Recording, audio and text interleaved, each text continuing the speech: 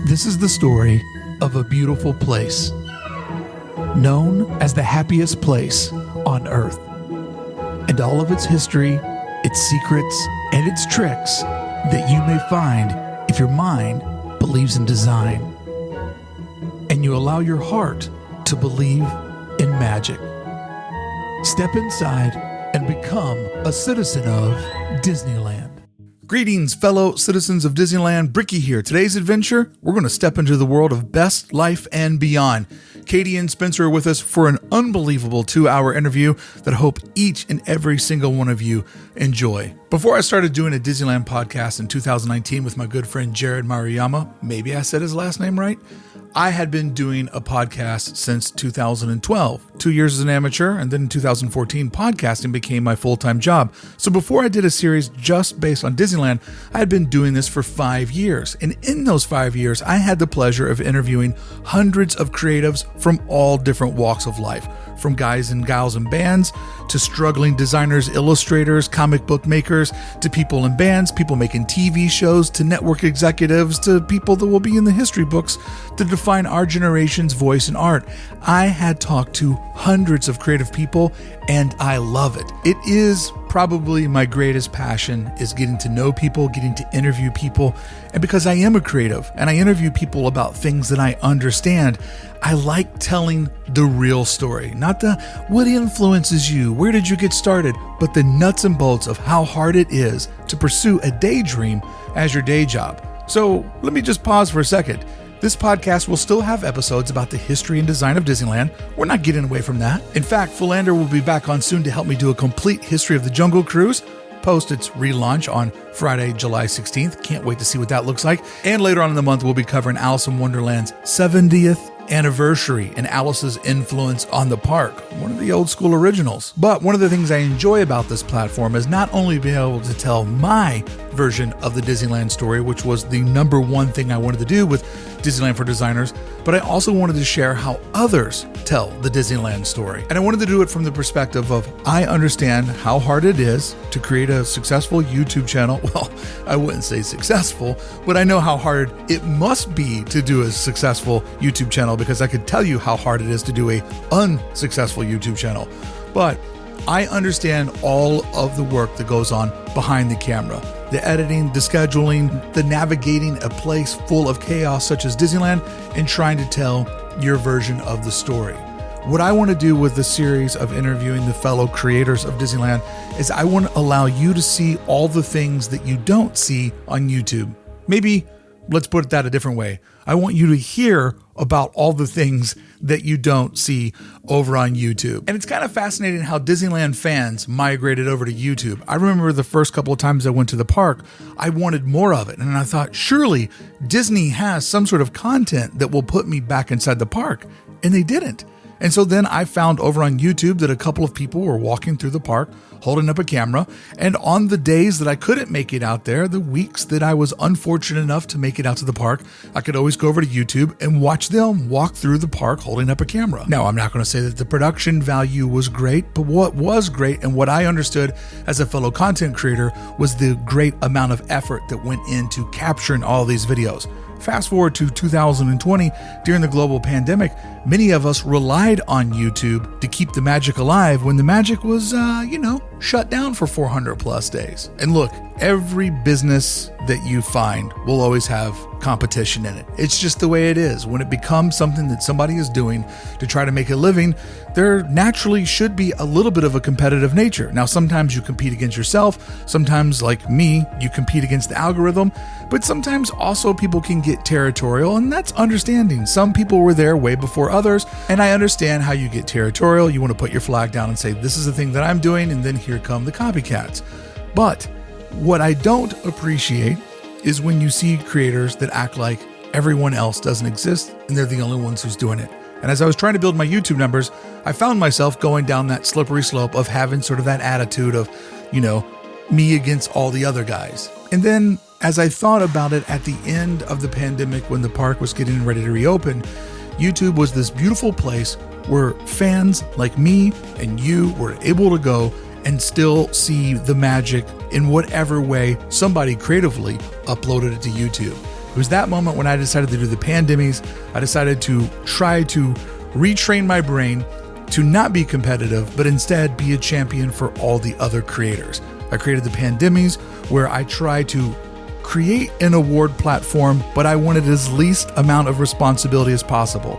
So the audience picked the people that would be nominated, and then the audience would pick the people that would win. All I would simply do is just be the conduit to the audience, celebrating the people that got them over the roughest year in Disneyland's history. And because I was just doing that for the fans and not really thinking about myself, an amazing, beautiful byproduct of that is so many of the channels that were featured in the award ceremony reached out to me, said thank you, gave me an internet hug, and a handful of them have even become my friends. And I find myself on the inside of this community that for a long time, I felt very frustrated, like I was looking through a window at all the big kids at the big table having so much fun. So one of the things I want to do with Disneyland for Designers, and I hope that you'll give me this creative freedom, is I want to interview all the other creators. I want to get their stories documented, how they came about to doing what they're doing, sort of the hard part of their job that we don't see, because my idea is this. If you get to know the people, and if you have a better relationship with the people, you will always have a better understanding or appreciation of the channel. And sometimes when you just click into somebody's 200th video, it's missing a lot of context. You don't understand who they are, what they're trying to achieve, and what the narrative of their channel is in this one little clip where they're, hey, we're going to go look for merchandise today because we've done everything else we could think of this week. So we're going to try to entertain you with what's new inside the stores. But once you get to know the people, once you get to love their story, it doesn't matter what they're doing. They can do something stupid like make the Jack Jack Dum Dum, and people will still watch and be like, hey, remember when you made the Jack Jack Dum Dum? Yes, I do. Never forget the Dum Dum. So don't worry, Disneyland for Designers hasn't gone Hollywood. It's not going to be all creator interviews all the time. But when people allow me to come and sit in their space and talk to them about their story, I want to share it with you because I happen to believe that you'll have a natural curiosity like I do about how these people decided to do these things and just how difficult it is to make it look like you're always having fun inside of a theme park. Today's episode and all of my content is made possible by my members over at club1313.com. Thank you so much for making all of this possible. Coming up next week, 1313 members, we have a Cars Land watch along. I've never seen the movie Cars Land. Yes, I know that's not its proper name, but to me, it will always be Cars Land the movie. So I'm going to go there on the big screen after living there in the real world screen.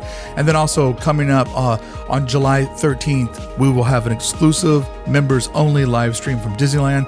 As you remember, maybe the virtual Disneyland streams always got pretty rowdy and pretty fun back in the last year. And so I'm bringing those back and it'll be for members only. So thank you so much. If you want to support the content, if you want to have a place to call home where you're always welcome to talk about Disneyland, please join us today over at club1313.com. Today's episode 68 of Disneyland for Designers, I kick off the creator series over here on Disneyland for Designers with a conversation with Katie and Spencer of Best Life and Beyond.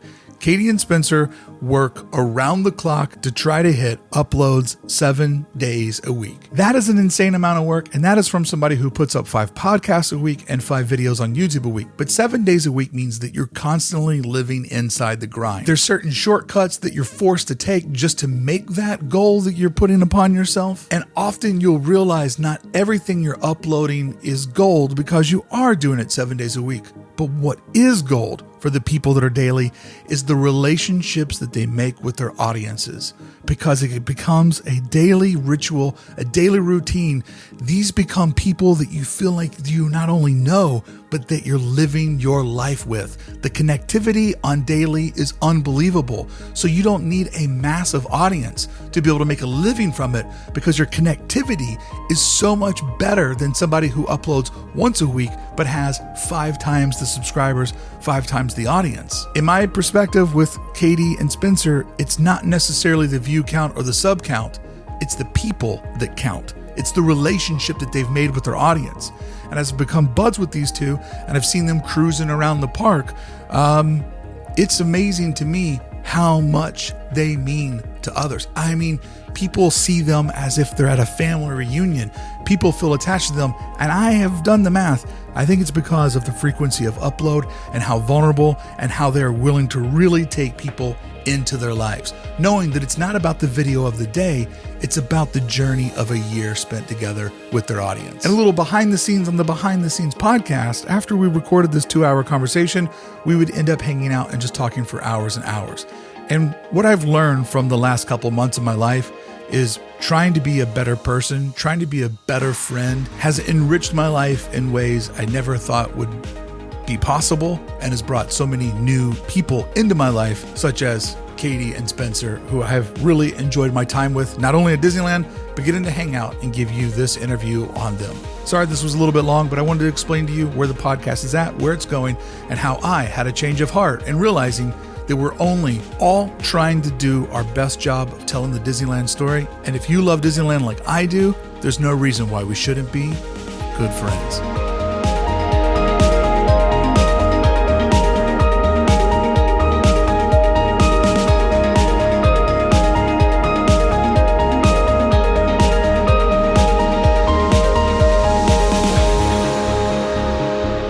Katie and Spencer, welcome to Disneyland For Designers. How are you? Good, Mark. Thanks for having us. We're excited to be here. Actually, we're excited for you to be here. I'm excited that maybe could just ask one question, sit the microphone down, and show up in 90 minutes and be like, thanks, guys. I appreciate it. Now, this is a huge milestone for me because before the snap, I used to go out and interview people face to face. Right. Yeah. And this is my first one back out in the field. Oh, wow. Since everything went down. So getting in the car and driving today, I was like, I'm in traffic. Were I was you all giddy excited. the whole time? Giddy the whole way. Back in the game. So this is where I wanted to start with you guys.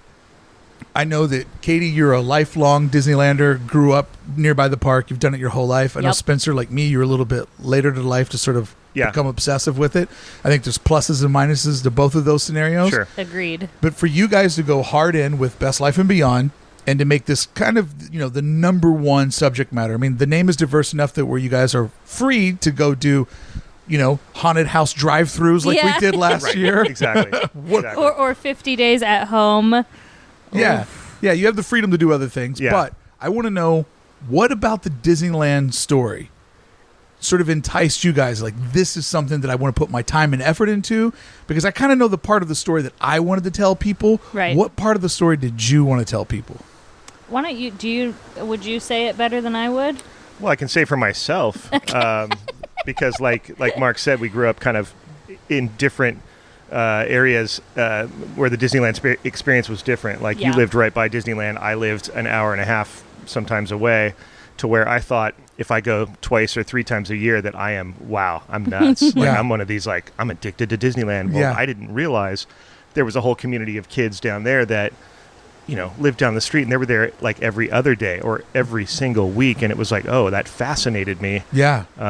Being a fan of Disneyland for a long time. I mean, I'm a Disney fan, but I think I'm a Disneyland fan more so. That's what grabbed me. I try to specify that to people all the time. I always tell everybody, oh, no. I'm not a Disney guy. I'm a Disneyland guy. Correct. Because I don't get all the movie references. And as I've become really good friends with one of my regular co-hosts, VIP tour guide Philander Butler. Philander.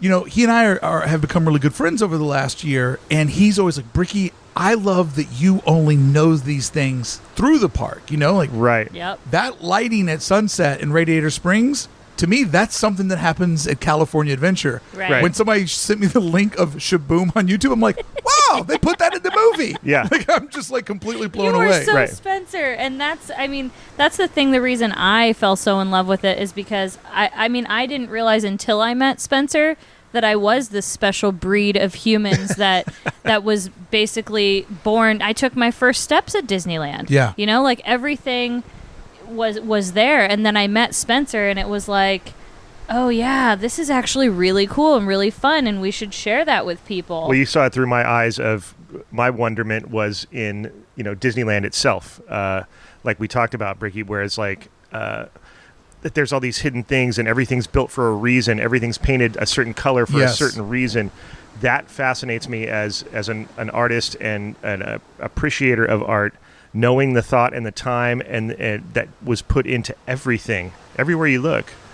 That I want to hang out there. Yeah. For me, when I showed up as an adult and then I went, saw what it was all like. Because I basically went there kind of a little bit of a skeptic, like a lot of people do. Like, this park is so incredibly small compared to Florida. How could it be that special? Right. Not knowing that is the dumbest thing that you could ever say, because it is the most special place that you'll ever go. Yeah. And so a lot like you, Spencer, like I went there and I looked at it as an adult, as a trained visual artist, and then I said, there's a lot of magic, literally like visual magic happening here. Right. Like everything looks like a composition that was drawn perfectly in an artist's sketchbook or on an artboard, and then they fabricated it and they built it. 100%. So when I started going down the Wikipedia wormhole and realizing that everything there had this insane history, you know? Right. The theater where Mr. Lincoln's at, like that's where they built all the facades for first the buildings. building. Yes. Right, Yeah. right. Like they built things, put them on a flatbed, drove them down Main Street, and tacked them up. I'm like,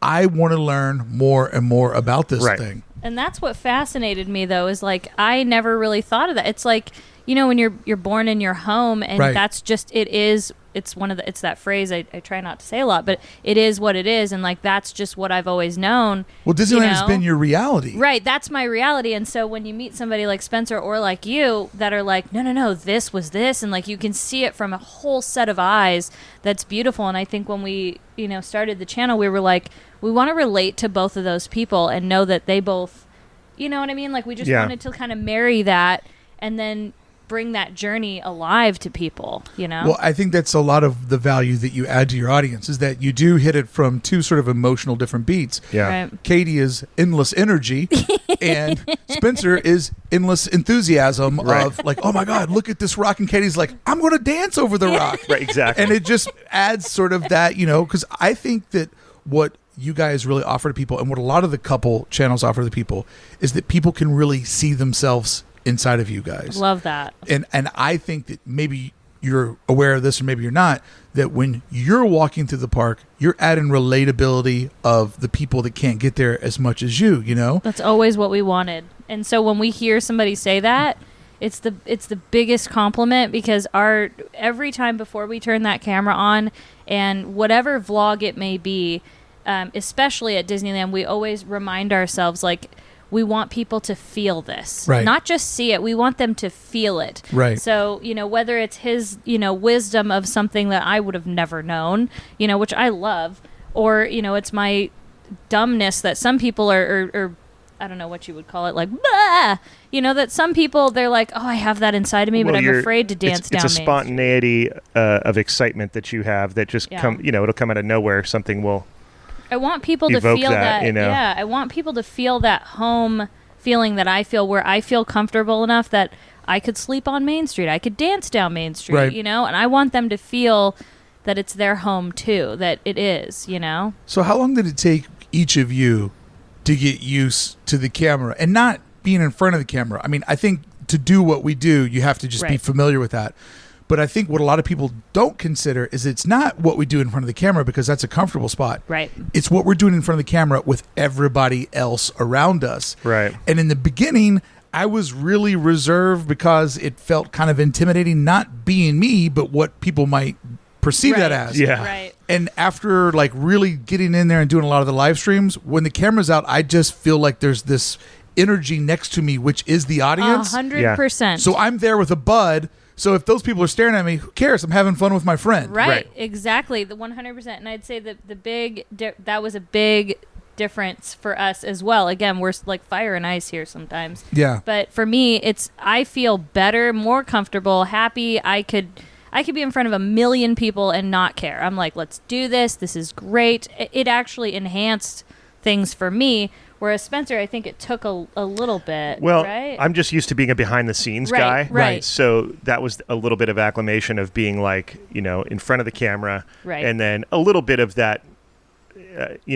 lack of inhibition. But at the same time, I had acted in a movie and done a lot of stuff at one point that really kind of broke me out of that, where I'm like, I don't generally care what people think when I'm doing that. But there is that weird little thing when you're in public and you're not trying to disturb other people by what you're doing. Yeah.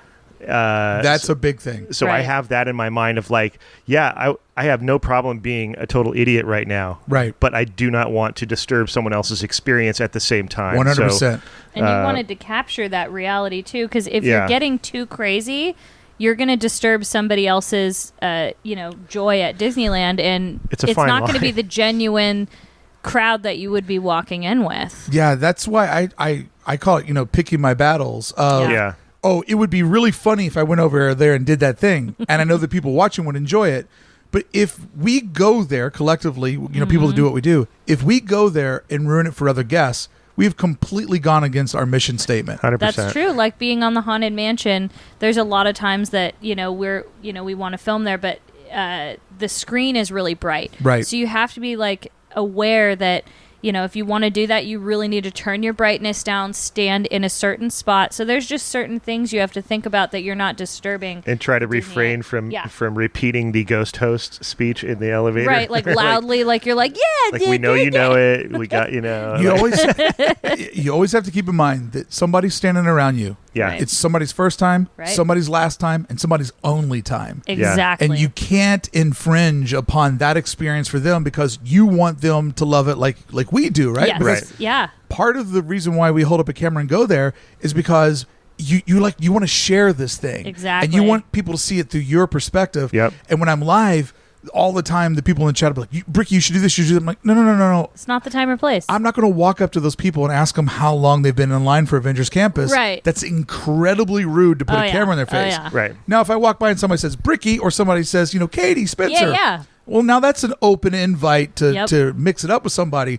But yeah, I'm so glad that you guys go by that code as well, because if what you guys are doing, because I kind of think of you guys as like second generation, right? Yeah. Yeah. Like I see Adam, Justin, and Dave Yes. on the West Coast Yep. Oh, yeah. as the original ones. The OGs. I see you guys in that next level of sort of the second generation, and I see myself more in like that third. And my big fear is that now it's kind of down to a science and that more people will get into it. But now that it looks like it's such down to a science that maybe they won't act by a certain code, Right. and we'll mess it up for the people that were there And before. that's a big challenge though, because we try to like say that a lot, but then people kind of get mad at you and like, so you have to kind of say it gently a lot so Sure. that if they They are get it. watching, and you can influence anybody for, influence them for that there's a time and a place. And again, we're not perfect. Like I've, burst into dance and, probably cut people off before. I'm Probably. Probably. But I'm thankful for our audience that, they forgive me for it. They're like, oh, shoot. Like, okay. We get or lost in the those magic people. sometimes. Right. You do. You get swallowed up in it, Right. and you got to, especially for me. And to yeah. be fair, you'd be doing that without the camera on. Oh, yeah. That I can assure you. That's true. It's not antics just for camera and then she shuts down. Oh, yeah. No. Yeah. It goes on and on and on. But that's true why it can be so emotionally exhausting or not emotionally, I guess, mentally exhausting for me, because I have to constantly be thinking like, okay, I can't just jump and go dance, on the Mark Twain and do an impromptu concert there. I got to be, I got to hold it back, and I have to be looking around and paying more attention because I don't do that. Thank God for Spencer though, because he does, and I can now kind of read his face like this would maybe not be a good time to go and do a concert on the Mark Twain. See that look he's giving me right now. I wish you guys could see it. I think vlogging in a place that is as fast paced as Disneyland, that has so many rules and so many different people doing different things, like, and I always get this word wrong, but it makes you have insane peripheral vision. Oh my right? gosh. Because it looks like I'm looking in the camera, but trust me, I know exactly what's happening at 3 o'clock and 9 o'clock as well. Girl in the green shirt, she's eating a churro, and she's walking to the south. Looks like she's going to get out that. Yeah, everything that's going on behind you, around you, to the side of you. It's insane. Well, yeah, and your other senses too, because then you hear either a loud noise, maybe a crying child, and you're trying to, take yourself away for the sound purposes. Yes. So you're. I've never had a crying child walk into a perfect shot. That's never happened. Never happened. They fall from the sky. Or the cobblestone carts, because we do not, for some reason, they have not invented carts or things to push around that aren't as loud. Yeah, so sound is an interesting obstacle. It is at and Disneyland. it's like that it's in the back of your mind a little bit. I think the whole time. Yeah. Don't you wish there was a way to wear headphones and monitor your audio? Because you can never judge, is it too much wind? Yeah. Or why did that janitor just show up out of nowhere right Nowhere. now? Right. You almost wonder, like, did that just, like, okay. And why am I didn't have to scream like I thought I did. Now I sound like an idiot. Yeah. Yeah, I'm bad. When I take the camera, I'm always so loud, so I have to, like, be extremely quiet. And Spencer's so soft-spoken. Well, you know. Well, Spencer, you and I have another thing in common, that we're both from traditional media. Yeah. I was in the music industry. You were in television and film. And so YouTube is a whole other animal, right? Yeah. And I think that one of the things that really sucked me into just consuming YouTube is I love to watch people make their content, but the entire time I'm thinking about the background process of it too. Oh yeah. So it's a form of entertainment that I enjoy at two different levels, because I'm thinking about all the work that went into it as well as consuming the final product. I'm that's just like so you like that. Spencer. I am Oh my gosh. I'm all about process. I love seeing how things are done. I watch documentaries all the time on how songs were made, and I want to hear all the notes from the mixing booth and you know how movies were made. So yeah, I'm always thinking of that as I'm consuming YouTube as well. And yeah, it's such a fun platform like that. And coming from media, like you're saying, always being in a kind of a creative mode, because I was always around so many creative people. I always wanted to create my own thing, and I kind of went through some bouts of things that really didn't work out. And then this kind of seemed like, this is combining all these things that I love right now. And I think, this is the thing I want to pour my creative mind and my efforts into. Finally, I've been waiting a long time. Did you, like me, I was thinking of YouTube as traditional media. Yeah. And so I was putting extra effort in to where it wasn't needed. Oh, yeah. And YouTube is like, there's a certain amount of professionalism you need to show up with. Right. But the audience also anticipates a certain amount of like a looser format, because Correct. that's why they're there, because it feels more real and more authentic. Yeah, that real world type of vibe. Yes. Yeah. So I had to struggle a little bit to brush off some of the quote unquote professionalism as far as the production goes. Yeah. There's some things that I'll never get rid of that Right. I just can't let go as a creator. Your Yep. standard. But did you kind of struggle to find that happy medium of former like entertainment professional going into amateur content? Oh, big time on so many levels. And Katie can tell Yes. you, even just from a level of her being, another talent on the show, and me being in kind of a directorial sense of what we do, and thinking that I'm, on a primetime, Yeah. giant show, and, Yeah. and having no time and having to be very curt and, So forgive you hear me that if I'm, snap? I don't know if y'all heard that. I heard But it. this, we It's get like- that. yeah. And so I also heard the word Kurt, Yes. Yeah. which I'll be because I thought that was the crazy kid in my neighborhood that had well, a it mini bike. is. It is. He had that starter mustache. You were like, dude, you're like 12 and that you already got a mustache. Yeah, that was the Kurt in my neighborhood. That's what I know Kurt. Kid hit puberty way before anybody Yeah, else. yeah, I know that guy. But yeah, forgive me if I'm being curt, because I get in that mode where I think that, $1 million is being spent on this production every 5 minutes, and I got to keep this thing moving as my Yeah. previous job as a stage manager. So Yeah. I do it to Katie sometimes, where I realize when I'm watching the edit, like, God, it was too harsh. Like, this isn't, Yeah. primetime But live. at the same time, Katie, is he it's your stage nice. mom? Oh, yeah, 100%. And but he brings out the absolute best in me of Oh. things I didn't know that I had in me. I thought I was just this, insane person, and then he knows how to bring out every side of me that I would ever want out there, good and bad, in the right way. He makes me able to be relatable. He encourages me to, he's like, no, you should show that. Yeah. You should. Like, I'm like, no, I look terrible like right now. He's like, you know what? But there's somebody else, that would want to see that you're not wearing makeup and you're lounging around, and, but he knows how to do that and put that picture out there properly. So I think you do such a good job of keeping it real, but also keeping it like, okay, we got to do this. Thank you. No, I appreciate that. But like, so and, true. and kind of like Mark was saying, I did have to let go of some other technical things that Yes. normally on a set that you would stop and you'd redo, like one little sound, stop, redo it, whereas like now it's like, just keep going. There's there's been times like cars will go by. There's kind of that YouTube thing, right, where it's like something happens, you just address it and keep going. It seems to be a common theme that I've seen. If you address it and treat it like you're speaking live, because the worst thing you can do when you're live is not live streaming, but it's like speaking live at like a convention or a college or whatever. If you try to read a speech and act like everything in the room's not happening, you will fail miserably. Yeah. But if you're in the room and the lights go out, you're like, who did that? Everybody chuckles because it's a moment you experience together. So that live edit in YouTube is like, I wasn't expecting that. And then you go back to the topic you're at. Right. And if you can keep that focus, you'll land someplace where people feel like that they're there with you. And that's where what's happening Wednesday really helped with Spencer, which is our live. Yeah, that's thing. What we started back when YouTube just allowed live streaming. I only came from live streaming. You came from Periscope, right? Yeah, Periscope was my jam. I was on the second half of it, for some odd reason. I don't know why I didn't start doing it earlier, but that's actually how we met, was on Periscope.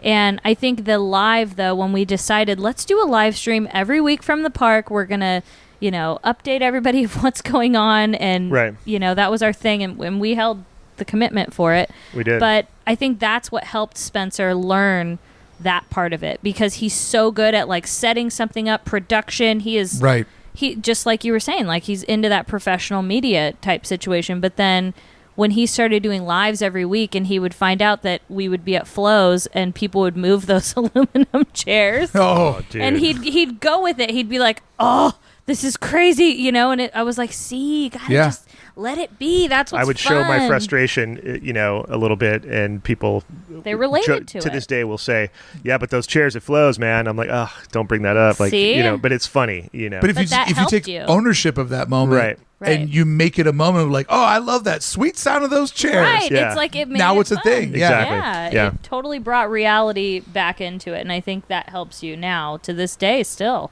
Oh, yeah. Yeah. Because I am a lot looser, and I forgive myself a lot for more things. I used to pick apart every word I said after a day of vlogging and be like, oh, man, I don't know. Is that... And I eventually just trust myself and just go with it. And obviously we have the edit to save ourselves. Even if you make a mistake and you don't catch it, it's good because it brings that relatability, and it gives the viewers a chance to be like, well, I know that's not a carrot cake churro. Remember you got the churro when I wasn't with you? They all come back to you. They all come back to you. Dude, there are people that watch those videos and they go over everything. And it's it's Rise of the Resistance, not Rise Against the Resistance, Brickey. And I'm like, sorry, I'm a punk rocker. I was thinking of Rise Against. You know what I mean? I'm thinking of my friends I used to tour with. Come on. So funny. Let's call it Rise Against the Resistance now. Let's call it. I think that happened. And I just think a lot of people don't keep in mind, you're holding up a camera in a place where everybody's going 100 miles an hour. Oh, yeah. And of course all of this stuff, but there's that filming, podcasting, live speaking brain that gets things back and forth. Right. So, Spencer, we're going to talk about Katie for a second like she's not here, because I have a feeling that we have something else that we learned. Yeah. I truly, honestly didn't know how rough the world was on women until I built a business with my wife as my business partner. Yeah. And then I realized that, wow, I'm not like most guys. I've been very nice to everybody, but there are some people, and women included, that will only ever make eye contact with the guy, will only ever talk to the guy. When you see the way that people treat women on comments and with their opinions, it is absolutely brutal. So my question to you, having a female business partner in front of the camera, what did that teach you about being a man? Oh, man.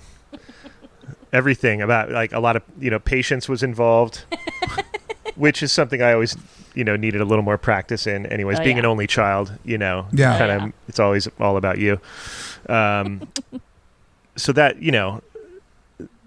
that gave me a lot of respect for her, because of the fact that I have to just allow her to be her and to do her great thing that she does, and that way I just support that as best I can. And I think the patience was a major part of that. And then I see, the comments are brutal. They're way more personal. I think for the women, it's like they go for the goat, man. They don't mess around. You know, where guys, it's like, yeah, man, you're lame, whatever, you're stupid. Where it's like, you know, you're fat and you're overweight and your eyebrows look terrible today, and that color you wore, and it's like, dude, wow, like they go like heavy. You and I show up every time in front of the camera with the same set of eyebrows. And, and nobody cares. Nobody, your eyebrows look great today. Right. Oh, she didn't do her eyebrows today. Like, it is such an unfair playing field. Oh, yeah. And people are like, I wonder why more women don't, you know, solo vlog or whatever. I'll tell you why. Yeah. Because the women that do it get the crap beat out of them on the regular. Yeah. Especially when you think about the hours put in and the, you know, what's going on as far as like, that's why we were just talking about, you know, sometimes you're not fully in your on-camera appearance or whatever. And it's like, just go with it because we don't have time. B, that's real life. Right. And not everybody is like, walks out like, you know, camera ready. That takes a minute. Even for me, it takes a minute. I think the thing people don't realize too about being female is it's really hard because we have, I would say our hormones are one big obstacle. Like there are multiple times where unfortunately I'm going to be real here, but I get migraines once a month and it'll happen for like 4 or 5 days and you know the heat will affect me and I have to worry about all these things that he doesn't have to worry about. And it makes it so hard because I'm on camera and I want to be, especially with our daily vlogging, I want to be able to roll out of bed, throw on a hat and shirt and just go. But it's like, no, I have bags under my eyes. She was pointing at me, you guys, when she said that, just so you know. You know, so it's so much harder. And then people are so mean about it. But the good part is, though, I have this really thick skin and I'm okay. I'm like, you know what? You say whatever you want to. You cannot hurt me. Go for it. I wanted to start this way because I think it's only appropriate to celebrate how much strength that you portray. And whether these things hurt your feelings or not, we don't know because you don't show that. But I think one of the number one reasons why your channel is successful is because you are real. You are the woman working at home. You talk about weight. You talk about diet. You talk about, we're just going live today. I don't even have time to put my makeup on. Right. And I think that shows an incredible level of confidence, but also comfortability. That this is my channel. You're coming into my world. And I can't tell you how brave I think that is because I know how you get beat up on, but also I think that bravery equals a lot of relatability for many women. Like, man, I could never go on without my eyebrows on, or wow, like Katie's doing all the things that I wish that I could do. Right. And so I becoming friends with you guys and seeing the interactions that you get in the park and being like, oh, people are here to talk to them. Let me step over and put our conversation on pause. I see the admiration that women have for you. That makes me so that honestly, I can sleep at night knowing that. There's nothing. If I get a million mean comments about like, oh well, you look fat, or your thighs are too big, or you have cellulite, or your eyebrows suck, or whatever it may be, I could take a million of those. But if I get one person once a month even that appreciates, you know, hey, you made me smile, I'm like, oh, heck yeah, I am good. That charges me up. It's selfish, really, because that charges me up and makes me happy. But I think the thing for me, I don't know if it's, I'm the weirdo that believes in the zodiac signs. I always say it's my Leo side of me. It's like, I'm very territorial, and so I'm like, this is our channel, and I want you to come in, and I want you to feel comfortable and relate and happy and be this confident that I feel, you know? So I feel like if I'm confident, it's going to help somebody else to be confident. And at the end of the day, it doesn't matter what somebody says about you, though. Really, does it? Like, unless it's like somebody I care about. If Spencer was to say like, hey, Katie, like, you know, if he gives me constructive criticism, that's coming from like somebody who loves me. Someone is just there to try and piss you off or ruin your day. Right. Why does that even matter? Right. You know, it really doesn't to me. But it had to have taken you a little bit to come to this conclusion. Like Katie, first day on Periscope, didn't have this attitude, right? No. It took Periscope and seeing people be, you know, like they would just say things. They're like, you know, you're stupid or you're ugly. And I sat there, I'm like, I don't even know this person. So I started saying bye, Felicia, because I love that movie. And I would just swipe off. I don't give them the time of day. Yeah. And, you know, that's where sometimes we come back at them and we're like, oh, yeah, really? You know? And fight a little bit back and forth with them. But at the end of the day, it was because of seeing that made me go like, I don't even know this person. Why do I care? That's the best way to put it, though. Like, because that helped me is like, I don't know this person. Why does their so-called opinion even matter? It's like someone driving by in a car and yelling, "You're stupid," and keep going. Right, and it's they like, don't know me. What are you gonna do? Go Sure. chase them? Yeah. It doesn't. You know in your heart that what you're doing has good intent. You're happy. You're not trying to hurt anybody. You're not trying. We're gonna make mistakes. We're imperfect. And even if those people do know you and make a wrong judgment, you know in your heart the truth. So at the end of the day, it's like, meh, you know what? I always have to kind of like tell my something good about me to feel better about their comment. And I just go, hey, man, at the end of the day, I'm just a guy who figured out how to get paid to go to Disneyland. Right. Right. Like, and that's amazing. Like, Right. that's so cool. Like, that's what I say. I I'm love like, this dude, thing. yeah. I figured out how to make it part of my business. Heck Right. yeah. And now going there is something I look forward to every week. And there's a Heck reward yes. attached by taking a few hundred or 1,000 people with me. Exactly. Right. It's amazing. So It's say what you want. Yeah, it actually enhances the experience so much. And yeah, it's like, go for it. At the end of the day, they probably wish they were in my shoes. And it's really that other statement I tell Spencer all the time is, unhappy people are unhappy, or what was it? Well, it's the hurt people hurt people. Hurt people thank you. hurt. Yeah. And they're unhappy, so they're Boring trying to make people are you bored. unhappy. Sure. It's all those Misery things. does love company, and Yeah. if it's always a goal though, can we make this miserable person just a little happier and a little nicer? Yeah. I would prefer to do that, and I'll even talk to people. Yeah, and because it engage comes with the them. territory. The bottom line is, if you're going to get involved in this type of stuff, get ready, because there will be all that negativity You and have people to have trying to that cut you thick down. That's just skin. part of it. Yeah. And Yeah. if you, But there's also so many beautiful souls out there that outweighs it. They love what we love. They, for whatever reason, due to health, due to distance, due to financial restraints, they don't have the same accessibility that we Right. have. Right. So we are a conduit to the magic. Especially with the pandemic. Oh, yeah. This gave such a good opportunity for people that really couldn't get there, especially in California. Oh, Yeah. Or that were not comfortable flying or doing whatever, So it's so good that we're able to do that for those people. And again, if one person is happy for 2 minutes of their day, we've done our job. When you get that comment, it's like, I was having a bad day and I saw that you guys uploaded and I hit play and you made me laugh out loud and smile. I always write back, I'm like, you have no idea what that just meant to me. No idea. Yeah, No that's idea. huge. No, they really don't realize. And like when you meet them on Main Street or you meet them in anywhere, actually, it's and you could see it on their face. Yes. It's They're- wild.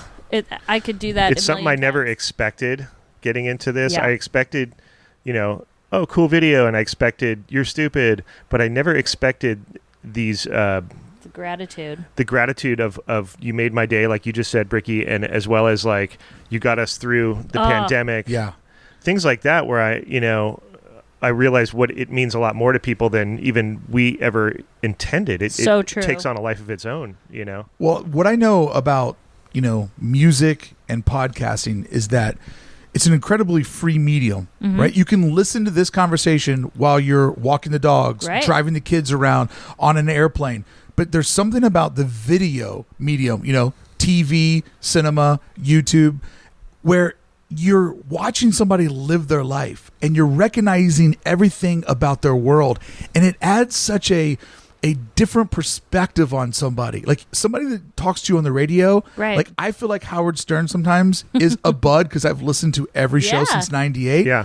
But when I watch people on TV, they're on a stage. Yeah. And when people come to you, they sit around with their family, they watch you guys do these videos, and you take them someplace they wish they could be. Right. That transformative experience means so much to people. And healthily, we don't think about it when we're doing it. Yeah. And when those moments happen, you're like, oh yeah, people are watching this. Right. Oh, yeah. Like, especially good with point. our home is where the vlog is. Like, they would be like, oh, yeah, I noticed that you, like, moved that shelf or you're using that knife to cut up your vegetables. Yeah. And I'm like, how did you know They're that? really paying attention. 100%. Yeah, and I'm like, You but it baffles me sometimes. I forget it's even there. I'm like, oh, I didn't know you showed me chopping that zucchini with that knife. Like, wow. Just, how did you guys know that?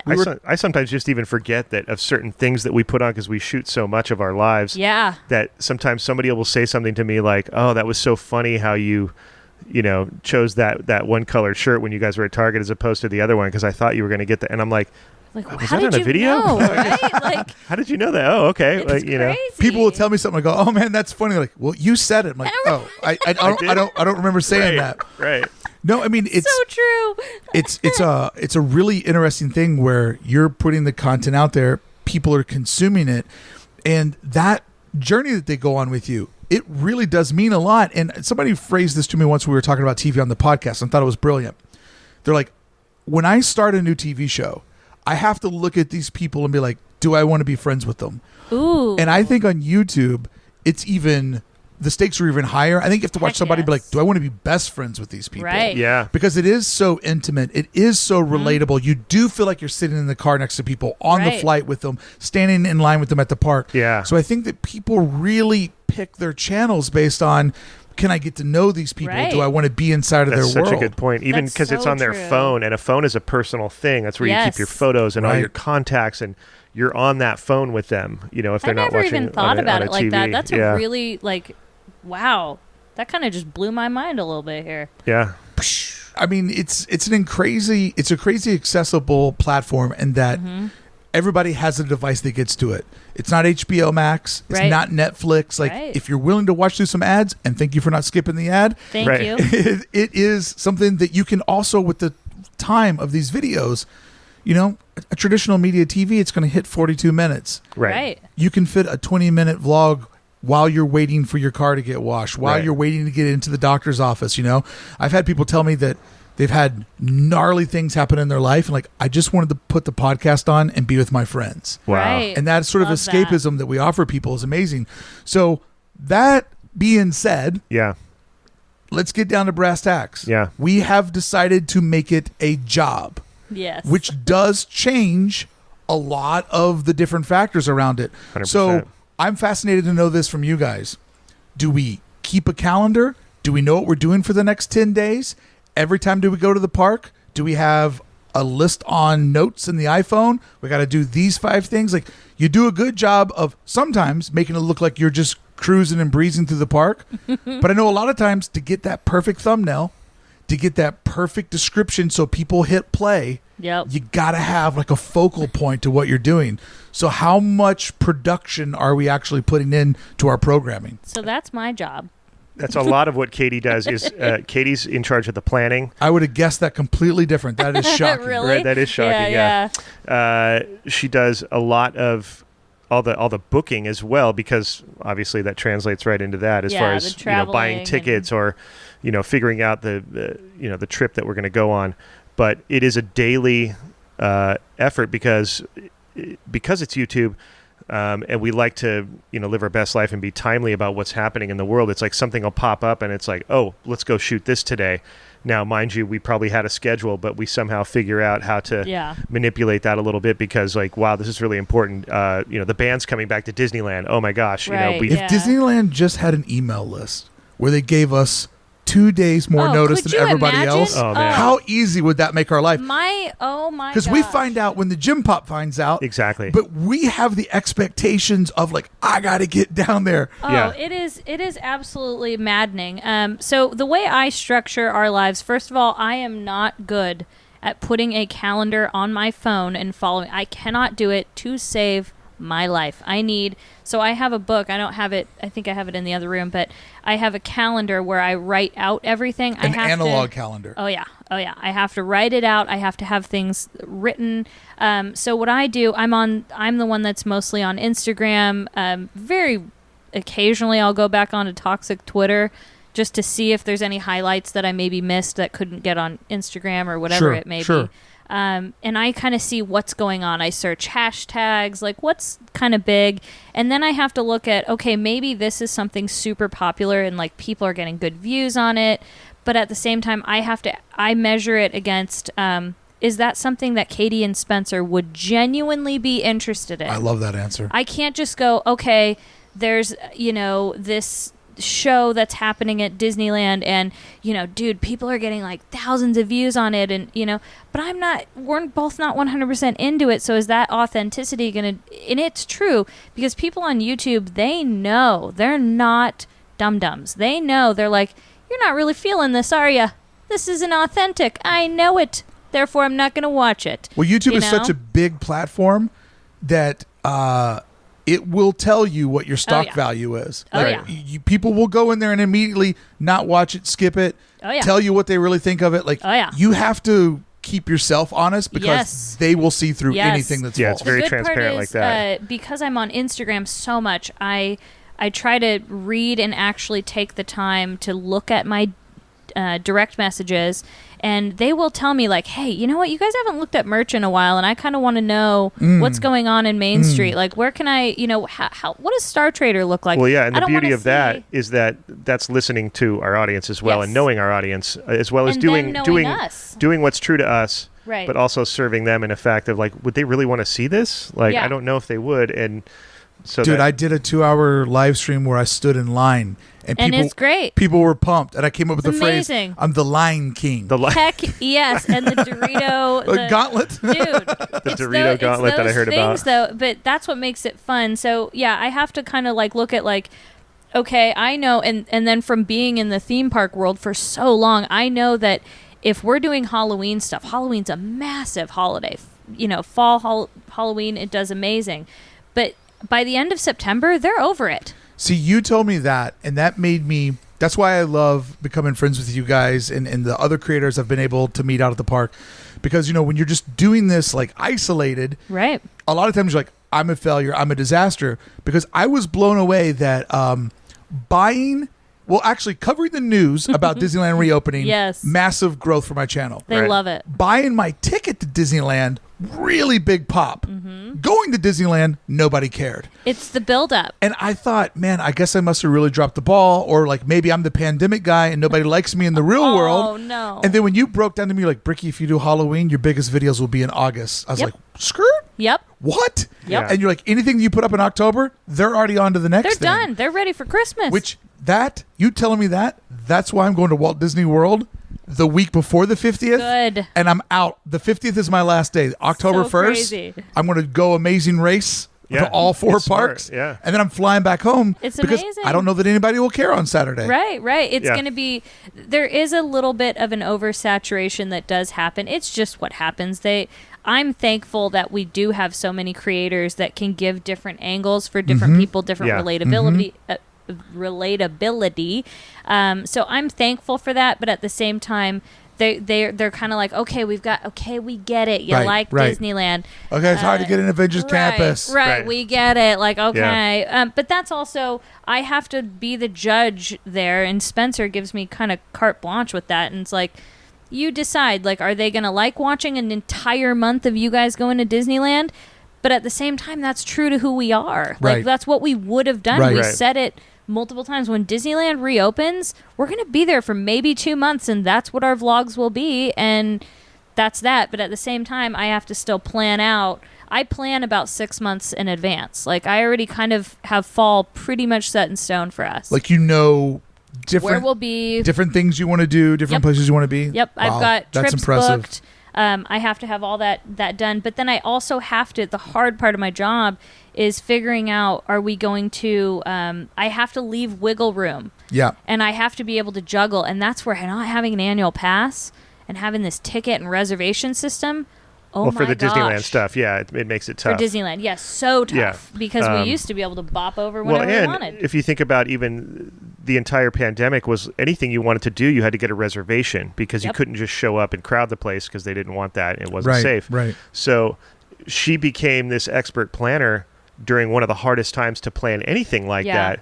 And the availability of stuff, it was like, well, they're only going to allow 20% of it. So that means 4 people are going to get in there. And how do you get that ticket? And how And do I you... had to have a backup plan. Like, Back- we yeah. would have a plan like, so kudos to Katie for Thank you. for being this pre-production mistress. Yeah, during the actual pandemic, I just did everything green screen for my home studio, and I Right. went that route. And I would watch your all's videos, like when the two of you and Adam were doing all the different drive-throughs and stuff around town. Yeah. And I was like, it's really cool that they're getting out there and documenting this moment in time Yeah. and showing people what it's like, the good and the bad. Like some of those events, you guys just had to be like, that wasn't really worth $45. Yeah. But it was awesome that you took everybody to see that it wasn't worth it. Right. And I never put it on you guys like, well, that wasn't that fun. I always watched it like, oh man, they got sold a bill of goods here. Right. And they're trying to have a good time. I'm so glad it came across that 100%. way. Whenever people see that and recognize Time that- capsule. Yeah. You know? And if you would have been like, guys, it's so amazing. We It's got like- scared so hard. I'd be like, Yeah. come on, what are you doing here? Yeah, right. Like, we'll of course act That's like exactly how Katie does it too. yeah, sometimes. yeah. We'll of course act like because we want to also provide some entertainment value, but at the same time, we're not going to be fake. Like that's No, because I think honestly, we will have a good time no matter where we are. We'll figure out Truth. we're in an empty lot with a cardboard box. You bet that there's going to be antics and puppetry and all sorts of things happening in the first 5 minutes. That's just us, and so I think sometimes people are a little harsh on us about like, well, you like everything, every food you try, you never, whatever, and it's like, oh, we're good choosers of food and where we go, and I'm an adult. We had, research. I've had all the flavors. Right. I don't eat Indian food. I'm not going to eat it on camera unless you dare me to. Right. Because the review will not be favorable. Right. You know? It's I'm not like, something I like. guys, they came out with this new panini pocket that's Indian flavored at the park. I can't wait to rip one. And I'm not going to be in like Adventureland with like tears rolling down my face. Right, like I'm hurting. I I can't hate it. handle Right. it. Yeah. Well, I think right before the pandemic, we tried something that we didn't really care for, and people ripped us to shreds about it. But I was like, would you prefer that we come on here, pretend that we love it?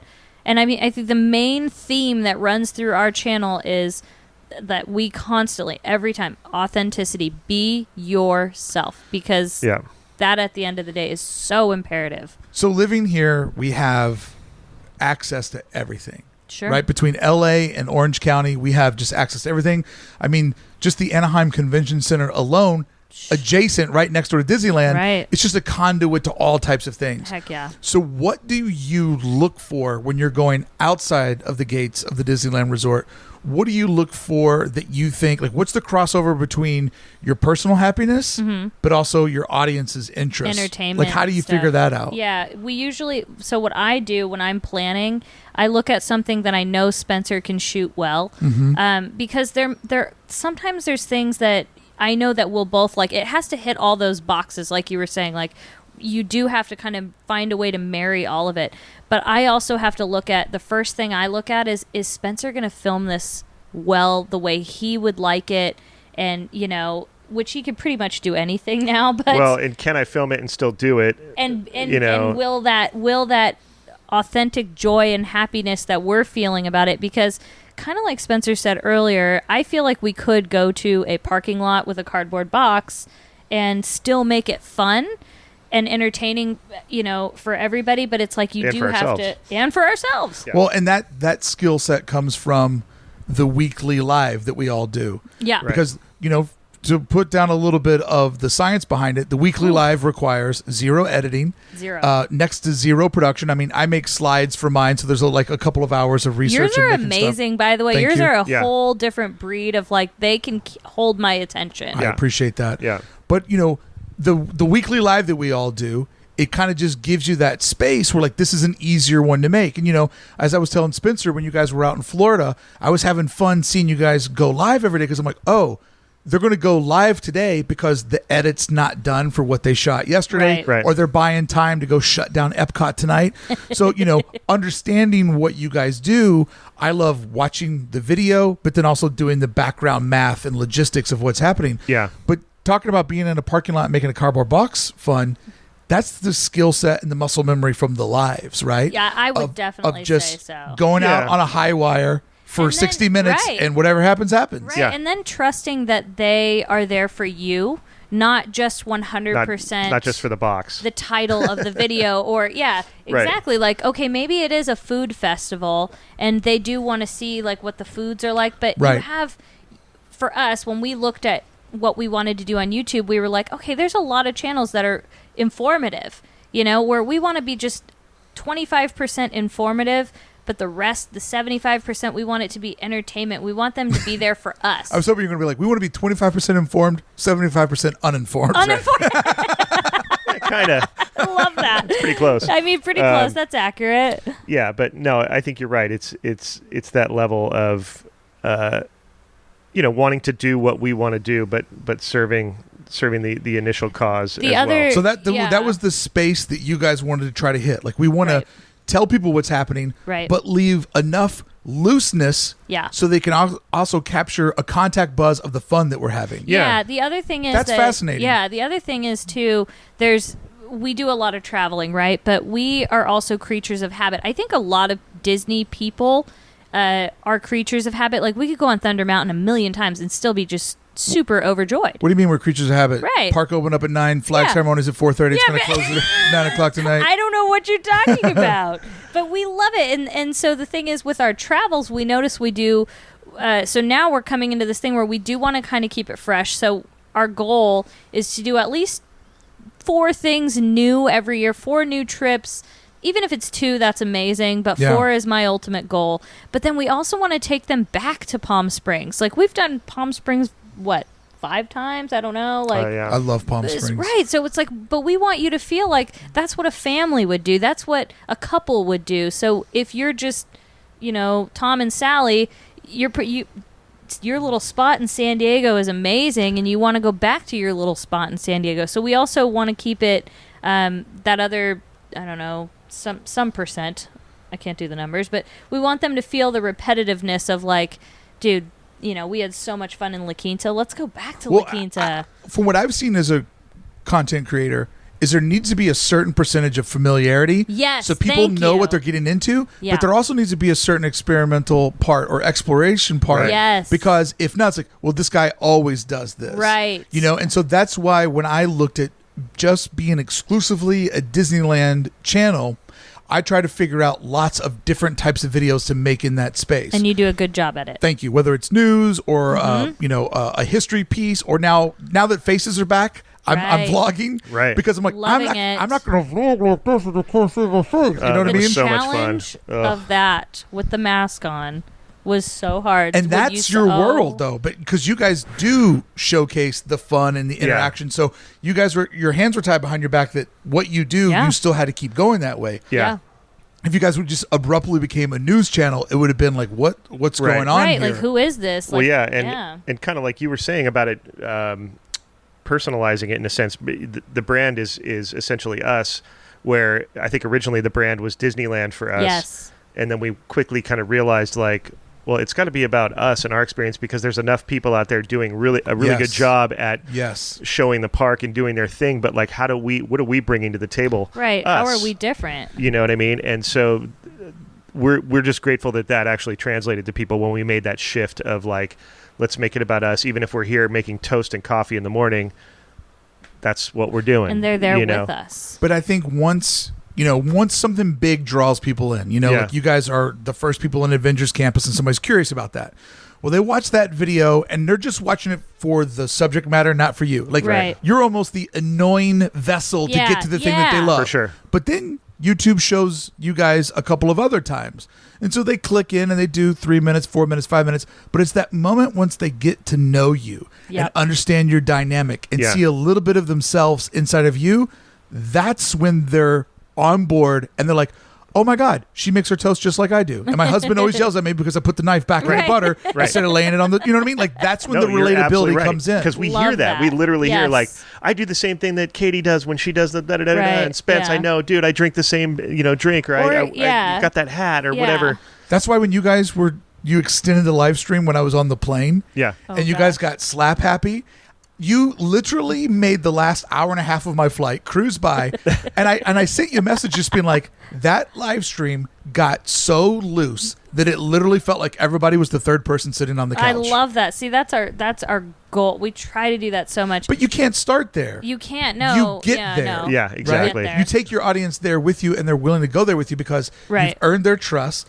You've earned the fact that they know that you're reliable, and Right. like the people that do all this gnarly stuff are just hanging out having fun, Right. and they invited me in with them. Yeah, It's and like a club. This climate is so different nowadays. Where like if you make a mistake, you say one wrong thing. That cancel culture is so prevalent. So it's kind of like you do have to loosen up and be like, you know what? They're gonna forgive you if you mess up, and you can say like, dude, I messed up. I shouldn't have said that. Sure. I'm sorry. Like and they'll forgive you for being slap happy and saying things wrong and whatnot. So it's kind of a mutual trust that just kind of like we're chilling. Yeah, you're this just is having good. fun. Well, and it's a vulnerability that I think that people can relate to. 100%. Yeah, you know? if it's too structured for us, like that's why we were laughing with that night. I think was the night we used the microphones, and we were like, "What if we did this?" For our and we get What if we lighting talk like and- it was public radio? Yeah, welcome to Best Pledge Life. Drive. You said something, though, that really resonated with me, is that there's so many people out there giving the information. Yeah.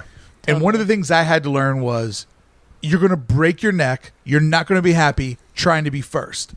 And then because I have such an amazing community through my Discord and club1313.com, thanks for signing up today, that I realized that my audience, they know the news when I find it, or maybe even a beat before me. Yeah. So it's like I started to shift my mind to like, I'm not breaking any news to the hardcore people. No. But what I am hopefully doing by not being the first person, but being the research person, is I'm bringing a different viewpoint to That's it. Yeah. what we love so much is because you can explain it to me into term. Like I can read it. I have the alerts on my Sure. phone. But it's his perspective. It's your perspective, Yeah. like the way you look at it, and you'll give me an infographic or like a graphic with it because I'm a visual learner. And so you appealed to me in that way where I can look at it and go, oh, David from Fresh Baked does a great job at it too. Like Spencer can do it too, but sometimes he's busy editing, so he can't do that. So we rely on you and David because for me, you know how to break it down the way it's the way you're looking at it is the way I'm going to look at it. Well, I have a you know? learning disability, which teaches me to take information differently. So Right. I present it that way to people. It's where amazing. I take a big paragraph and I look at it as lots of little questions Right. that I have to ask back to myself. So that's why I love taking a poem from Kenny P. Rocks Kenny P. Rock. and deciphering it out to the audience. But I you brought up a good point though, Spencer, where it's like because I didn't mean to make that about me, No. but people want to see your all's vibe on the merchandise. They Right. probably know that the 2021 merch is on shelves. Right. They want to see what you want to buy, how you're excited about it. Yeah. Yeah. It took me a while to figure out like they don't really care about the food. They want to see my reaction to the Right. food. And And everybody Right. knows that I love Yeah. coffee. Yes. Now that there's coffee in Star Wars Galaxy's Edge, I'm like, I got to drink some drinks. Sure, Right. exactly. And it's not about being first. It's about how you are delivering it. That's Right. Because Because the first will make you go insane, I think. Oh, yeah. And I used to, when I was trying to build my Instagram, that was the big way to build it up.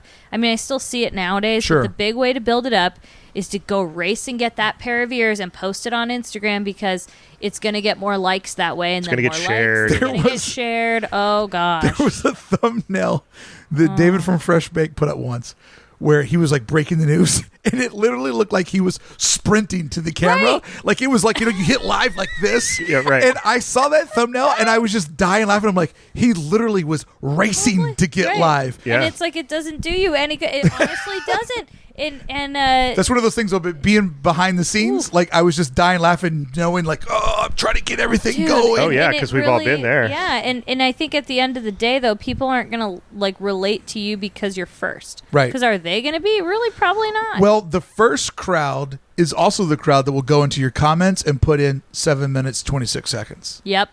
Everything yeah. else is trash, but this is the part you guys want to hear about. Yes. And to those people, I always say, have you ever heard of context? Right. Like they Right. make me want to make a videos. How is Avengers Campus? It's good. It's Right. End of video. just There you leave go. it at Right. that. And I want to see. Well, it's like- they timestamp though 0.1. It'd be like, I would Right, I would right. equate it to like watching a Super Bowl and just like, oh, I just want to find out the result tomorrow. Chiefs win. Right. Yeah. Oh, good. I'm good. Just so you know. Like, no, I want to see the whole experience. I want to watch the commercials. I want to be a part of the experience that happens, and then we'll all share this crescendo at the end or whatever happens. But So yeah, true. it makes It a really lot. doesn't. There was I lived through, and I was one of the first people to get that. I don't know if y'all remember this, but it was that Beauty and the Beast cup, the Enchanted Rose cup. Yeah. Yeah. Okay, so my photo got used everywhere. It was so amazing. My Instagram was doing so good. I was like, Were you yeah. just coincidentally at the park? Yeah. Was that just pure accident Yeah, to be because I first? happened to live. I mean, like I said, that's why I kept getting merch all the time. That's where I think I got a lot of the Instagram thing was because I was there all the time. That's just what I did for fun. I loved looking at merchandise, and I'm a shopaholic. So, you know. But I happened to be there, and that photo just got used. It did so good with my Instagram, and you're like, dang, I could just keep doing this, and like my Instagram will grow. But then you start going like, is this who I am? Right. No, What's the I'm connective not. tissue with me in the audience? Right. Like, it's Right. not just me going to pick up merch and being the first merch person. Like, I wanted people to relate to me, Katie. I'm not Miss Merchandise Katie. Like, that's something I appreciate and I like. But, and then again, so then when our channel came in, it was like, we want to make sure that we don't take that and breed it into our channel, that like the breaking news will always be here. I mean, unless we really care about it, are we going to like pretend? No. Well, when I look at the channels that I consume, right? Yeah. I really enjoy DSNY, Jack from DSNY. Oh, yeah. He's good. He's super So professional. His edits are great. His narration, his reading ability is really great. But Fabulous. I feel the least connected to him. Right. And somebody like Adam the Woo, who Yeah. I watch, pretty much everything he uploads. Right. His facts are factually incorrect a lot of time. Yeah. His famous line, don't quote me to that. I'm not really sure if what I said Like, is true. you know. Yeah. But because he is vulnerable and he is on a journey, Jack from DSNY is giving you all this like really well thought out stuff. Yep. But there's not a lot of personality there. Adam's just kind of living, and it's all personality. So Right. between those two creators, I sort of put them up as like one I feel very connected to, one I watch and enjoy. That's your barometer. Right. Yeah. And I think that what you're saying is like if you're the person that always put up the thing first, the moment you're not first, you're already in last place. Exactly. But if you focus on being Katie Mm-hmm. and being a role model and seeing the world the way that you do, and sort of Right. saying, this is who I am, accept Right. it, awesome, go on this journey with me. Yep. Yeah. You don't accept it, then I'm not for you. So then when you are going to want to make a vlog in a parking lot with a cardboard box, they're going to be like, what is she going to do with this cardboard box? This is going to be fun, and I'm going to watch it. Right. Katie, what size box did you buy? I was looking on Amazon. I need to get a box. Exactly. Exactly. And that's Was it what I want. corrugated? Was it glued, or was it stapled? My husband, I I'm just pretty need to sure he know. ordered the wrong one. Is this Yes. like the box that Yeah. you guys have? That's what I need. So We'll that's send you what the I link. want. Right. That's what I want. Yeah. I don't want to be first. I don't, it's great if you are. It's cool because then you do. If you're ever seeing us rush to get something first, know that we're not rushing to get the views. We're rushing because we want to capture that insanity. The reaction. And the Annual reaction. passes are canceled. And it's fun. Gotta go live Right. because Right. I feel like I just got punched in the gut. Right, Exactly. and we want to get punched together with you, so you know we're drowning in this boat. Quote of the episode: we want to get punched with you. Yeah. That's our pretty much our channel slogan here at Best Life and Beyond. We all want to get socked together in the face. Yep. But that's true though. We want to be there with you and experience that. That's why like if we're lucky to go to a cast preview of something, there's a different energy there than there is for the first day reopening a Yeah. Disneyland. Those That were two different energy- days. Right. 100%. The cast preview that we were fortunate enough to go to on that Tuesday Yes. was a company picnic. Right. Yep. Friday was the reopening of Disneyland. Yeah. Right. It's like there's this certain thing, and we're there to give you that experience. Right. from We our- like to be able to right. show you those different experiences, what it's like if you're just a normal person like we pretty much are. We are, essentially the average Buying a ticket, walking park through the goer. Right. gate. Yeah. Just have a camera. And Correct. that's where I'm so thankful for Spencer because, I mean, on a million levels, I'm thankful for This you. is recording, right? Right? But it's because I can make it a ringtone. Yeah. Perfect. Thank you. A lot of my confidence comes from the fact that I know everything I would want to share with those people. The excitement, the energy, the other creators, the guests, the cast. I know that Spencer's going to be able to capture everything I would want to show. And I get even more charged up from that because I'm like, yes, we're going to be able to give the people this energy and this excitement, and Spencer's going to capture it in such. He works his butt off till 3 a.m, 4 a.m, all night sometimes, capturing that with everything, and it's so beautiful. One of the things I wanted to talk about, because I know that you guys have that amazing balance. There's a lot of fun about being a solo creator, and I just do what I want to do, but also seeing the teamwork and the division of labor is Yeah. it's enticing. I don't know how you I don't do know it how you solo. do- I Any of really my don't. friends that do it solo, it perplexes me because I couldn't do it. But getting to spend the entire Avengers campus day with you guys and watching how much you shoot, Spencer, and then seeing the edit come out the next day by like 2:00 or so. Yeah. It was really, really fascinating. And I'm like, I know that we're going to be doing a podcast interview. Yeah. So I was even sort of paying more attention to like how much you capture and, what I loved about you is that while you're living through the day, you have the wherewithal to still be having fun, eating the new food, being with all your friends. But Spencer's like, I should probably get up right now and go get coverage of the Dora Milaje. Like, you're able to be a director, a producer, and a theme park attendee at the same time. Yeah, and then go and edit it. No, that's a good point, though, that you make. And only a creator would know that, because it's that balance, because I don't want it to be unauthentic. I want it to be like, look, I'm really having a good time, but I do have to be mindful of certain things for the edit. I have to be mindful that I have enough when I get there, because like a lot of people, I've been there in the edit and gone, oh, I needed this and I needed that, and I can't tell the story correctly. Right. We never said goodbye. Yep. Oh yeah. And so many times. So many times. So I think, it's ever evolving, and so I'm always learning how to do that and trying to balance that at the same time. And I do end up with too much footage usually. I couldn't believe how much you shot, and that made me think, because I know we were all still high on the magic. We sat on a concrete bench for an extra hour, just making everybody's life harder. Right. But we didn't want to say goodbye, and we're also used to Disneyland closing at midnight. That's right. When's that coming back? Because midnight to us means 1 a.m. Hey. Yeah. Thank you. But I was like, man, he's only going to make his life so insanely hard, because you have to skim through all of that and pick the best parts. And I did notice that in your edit, you kind of naturally reached a moment where you're like, this is where part 1 stops. Yeah. And I really respected that, because one, I've learned that if you put too much in one video, people don't know what's there, and you're actually over delivering to your audience. Yeah. But two, I'm like, he's also pulling back now because he wants to get this out by at least 2:00 on Saturday. Right. Yep. Right. And so it was interesting to see that, then to see the part 2 show up, because I was like, if he doesn't show Katie all tricked out with the spider goggles on, the gauntlet, just out there like cruising and dancing, because that day was like, I'm dead, I'm tired, I'm high, oh my god, I'm dead. Choco Smash, I'm high. I'm crashing from the Choco Smash. New merchandise, go! It was insane. It was the camel humps at Incredicoaster all day. That's what makes it so much fun. That was the Rise opening day. Well, I think that's why I tend to overshoot, is because I don't know what's going to happen. Sure. I have learned the lesson of, maybe I should have gotten that. That would have been fun to have. Better to have it and throw it away, right? Exactly. And, I throw away a lot. I end up a lot of times with 170 plus clips of. So, which translates to like two hours or something sometimes. And I'll just have to. I also know when stuff's B-roll.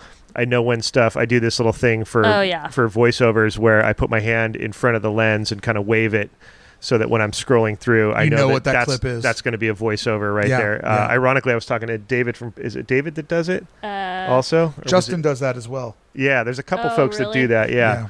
And it's almost like a marker. It's a marker. I learned it from skateboard filming, which I wasn't a skateboard filmer. I was a snowboard filmer. But I saw guys in skateboard films in the edits put their hand over the lens and back and forth when there was a make, when somebody actually landed the rail trick that they've been trying for 400 times in a row. You go through 400 clips and you finally get it on 401. You see the hand come in like he got it. So stuff like that has helped me in the edit later, knowing what I need to get, and I kind of have a sense in my brain. Luckily, because we do it daily, I know what I shot, I know what I have. I don't need to scroll too much because I know what's there in my head. So you use a pretty simple camera. Yeah, it's a Canon G7X Mark II, and it's just a point and shoot. Yeah, it's their high-end point and shoot. It's a consumer product versus like a pro. Correct. And I thought that I wanted to be in the Dylan and Justin Scard camp of, the big Sony with the big lens, and the camera that Peter and Kitra have at Ordinary Adventures makes everything look so cinematic and amazing. Right. But I think I've started to go more to your side, that Disneyland happens fast. Yeah. And a smaller, more maneuverable camera that captures everything, that has good stabilization, will be your best friend. It's got a decent processor in there, so even the dark stuff is pretty good. Mm-hmm. I mean, it's not bad. It's for point and shoot. It also gives the look that we wanted to. Like, while we can appreciate, we're not that channel. Like, we're never gonna be that channel, and we don't want to be. Well, that stuff looks amazing. It really does. Gosh, we look at some of the stuff Dylan does. The B-roll he does is so beautiful. It's like you're watching this, like, it's out of control, something else. But that's his product, thing, yeah. and like that's what he always wanted to show was the most beautiful side of theme parks. Is like it's not just roller coasters and churros. He wanted to show the beauty and the creativity of what a coaster it fits gliding his down brand looks perfectly. like, and Right. all that. But that's just not us. Like we wanted it to look like something you could just up and do that, and we want to inspire people. Like, dude, if you want to film something, get your camera,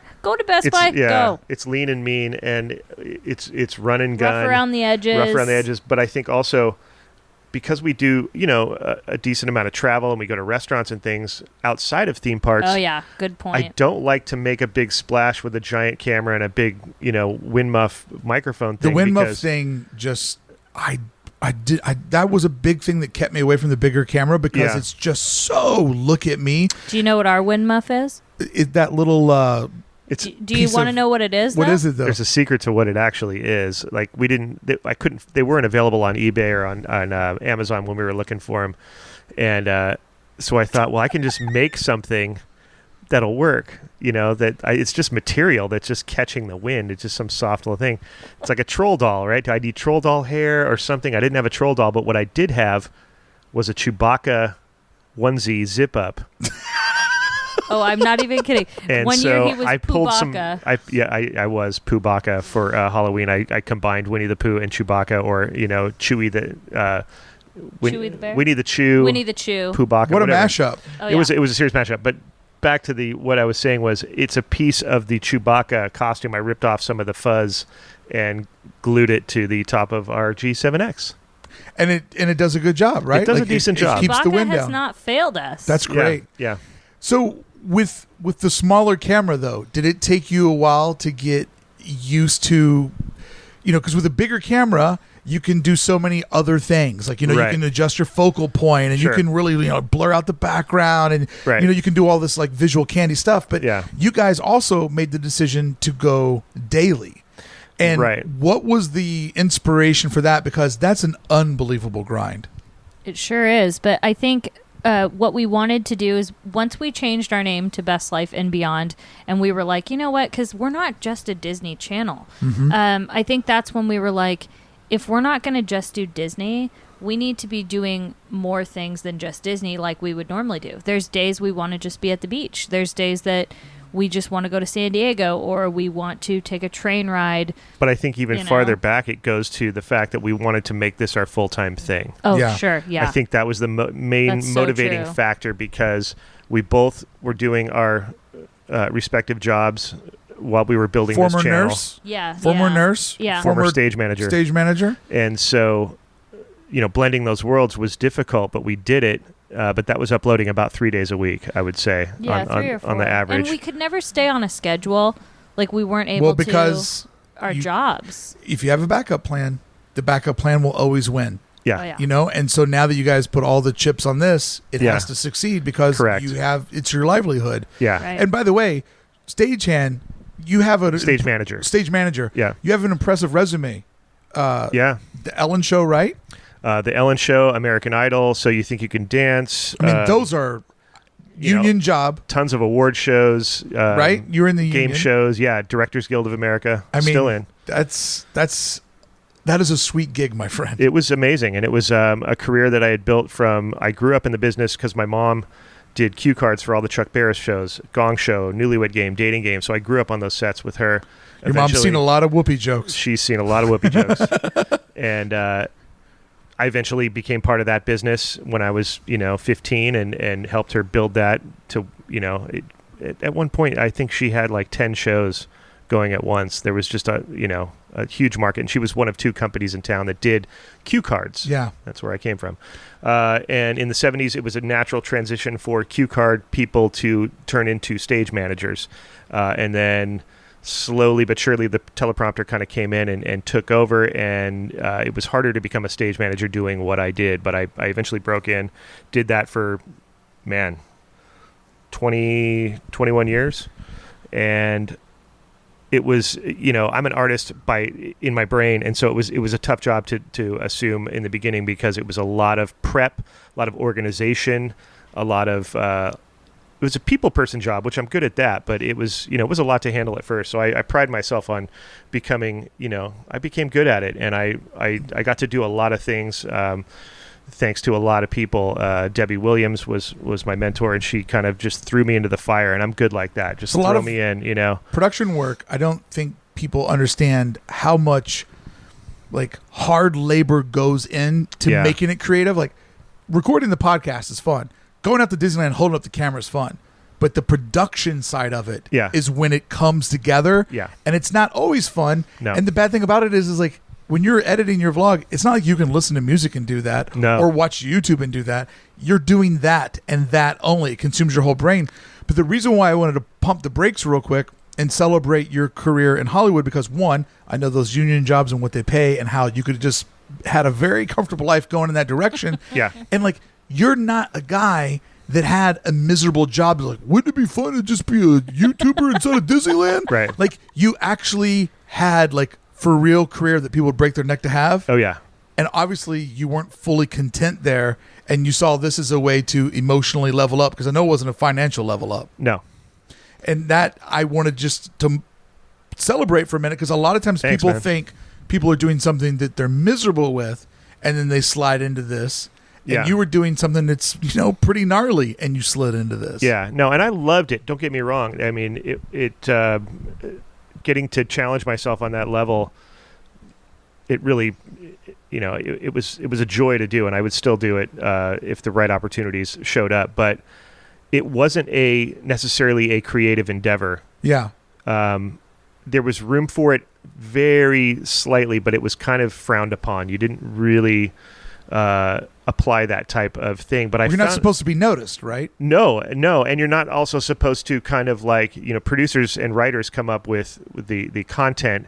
You're there to help execute it and organize it, and make sure that it gets out onto air the way it's supposed to. You cross that line, you might not get a call back next week. And I remember having looks where I would just offer up maybe something creatively to let them have it. I'm not trying to get credit for it or anything, but I would get these looks up and down like, excuse me? Yeah. Even if it was the best idea in the world, it was like, that is not your place. And so I found it a little frustrating in that way, that I knew I was creative and I had good instincts as far as that stuff goes, and I would find myself relating to the creatives more, like the dancers and the talent and the musicians. I could really relate to and have good conversations and kind of be fascinated with their process and be like, one day I will make my own thing.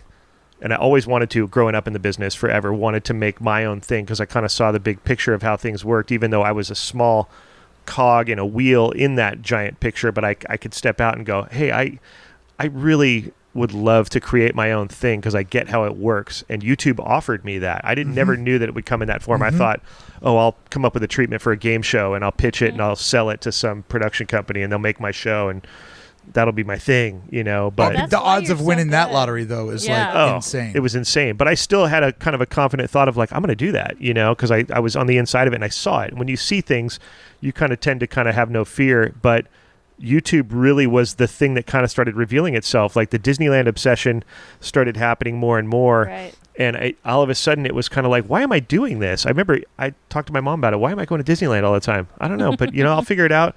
I was being honest with myself, trying to kind of think, is this healthy? What are you doing? Is this healthy? I had that same conversation with myself too. Yeah. Unlike Katie, I wasn't raised there. Like the part of the country I come from. Right. Like if you got to go to Disney World once in your childhood, when you came back home, you had like a moral obligation to tell everybody, like, okay, you walk through this tunnel, right? Oh. And you like had to explain it to everybody, and everybody was living through your experience, because it wasn't just something that you could do on a random Tuesday. No. And when I moved here, I'm like, I've got unlimited Disneyland. Right. This is crazy. This is supposed to happen once a childhood, and it's now happening for me once a week. Right. That's what fascinates and you're an me adult. so much about Spencer. Well, and you're an adult, and so you kind of learn to, as you get older, you learn to appreciate things for what they are. And I remember kind of, you probably did this too, Mark, is like, I remember walking in the first day that I had a pass and going, and I was alone. I'm like, this is so cool. I'm hearing the music, and I'm like, dude, I'm doing this, and I don't care what anybody thinks. This is so rad that I love this place. I feel like a kid right now, but I'm an adult who has the means and the wherewithal to come and buy a pass and go do this because I want to. That's why I had to buy the top tier pass. Yeah. Because I love that I had a key to the kingdom. Yeah. Right? And I could go anytime that I wanted. Even though I knew I wasn't going to go today, Right. I loved waking up knowing that I had the freedom and the liberty to do it if that's the way that the day went. agree. I totally know that You'll feeling. never dude. price us out of that. I No. will give up my car. I will give up anything I have to. Well, that's why I'm hoping that, on the high end, there's the Club 33 access. Yeah. Yeah. Which is not everybody has that kind of money, not everybody has that kind of access. Yeah. Right. And if they're going to do this low end rewards program, and we all know what rewards program, they're normally Yep. nothing to write home about. Yep. Right. I think they'll be foolish if they don't hit something in the middle. People that are willing to pay $5,000 or $6,000 Yep. to hit that middle Yeah. spot, I think if they don't do that, they're going to leave a decent amount of money on the table. And let's be honest, most people that have the revenue to hit that $5,000, $6,000 pass moment, not all of those people have the extra bandwidth to go to the park all the time. Right. So Correct. it's not like you're going to get that level abuse, because if you got 6 G's to throw out on an amusement park, Oh, yeah. you're probably doing something that keeps you pretty busy. Right. Exactly. Right. Just us certain tier of maniacs would get in Oh, there yeah. and abuse it. For and sure. even if we didn't have a channel, I mean, because I know before we had the channel, I was going 3 times, 4 times a week, all the time. I Yeah. mean, since I was a kid, aside from when I was in nursing school, I will say that year and a half, Yeah. maybe a little chunk in high school, I didn't go as often. But other than that, I was constantly going. And so for that to be taken away, the worst feeling ever. That's why I said I'll pay whatever. So when you guys were doing the channel, like 3 videos a week, Mm-hmm. and missing, because I'm sure then you had like, hey, like this is our schedule for 3 months, Right. and you probably had a 60 to 75% accuracy rate because you're a nurse, you get called in, you got to go do it. Oh, yeah. You're a union. Hey, man, we're rolling over an extra day on this production. You can't be like, sorry, I'm filming at Disneyland Right, today. right. Like, you got to be there. Right. What in life's math was showing you guys that you could bet all the chips on YouTube and do it full time? Like, what sort of life math were you seeing that was an indicator that I think this might actually work? It was the pandemic. I hate to say that. I mean, right? Wasn't it? Well, if we're backing up a little further, because we went daily about a month before, Or 2, maybe it was 2 months. it was somewhere in like end of January. Oh, right, because I Hey, got, guys, 2020 is going to be my year. dude, and boy up. was it! Oh yeah, Dude. Well, because I had gotten I had switched my job, so I was doing 3 12-hour shifts. Wow. That's what happened. You're right. I'm sorry, I didn't back that up Yeah. enough. Yeah, so we decided to go daily to see if we could do it. Right. We were like, you know what, let's just do it. Yeah, we were kind of had some decent momentum, and we thought, what if we went daily? Like, would that? How many subscribers Right. are you at around this moment? 70. No. This moment. The moment we're talking about? Yeah, we yeah. were probably. Oh, at this time? Oh, it would have man, been not even 50.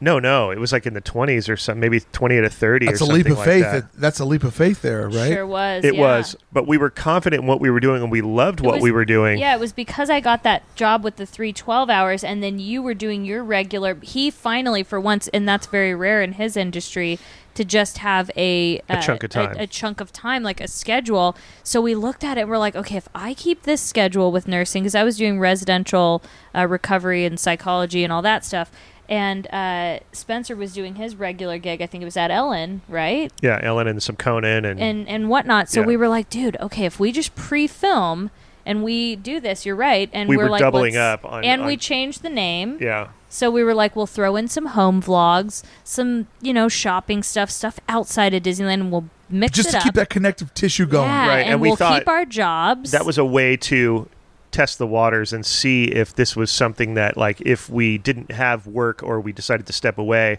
could this be a viable source of income love for that. us? Right. I love that. Doing it every day and kind of let's get a sense of it. We'll still have our foot in our other jobs, so that we don't. but let's yeah. get a sense of it. But we found that it was just starting to consume our lives in a good way, to where all we were thinking, doing, and talking about But was then the channel. pandemic, though. Then the pandemic happened, and it was like the bottom dropped out, in a sense of like, what are we going to do? Like, I love what we're doing, and our world just got ripped out.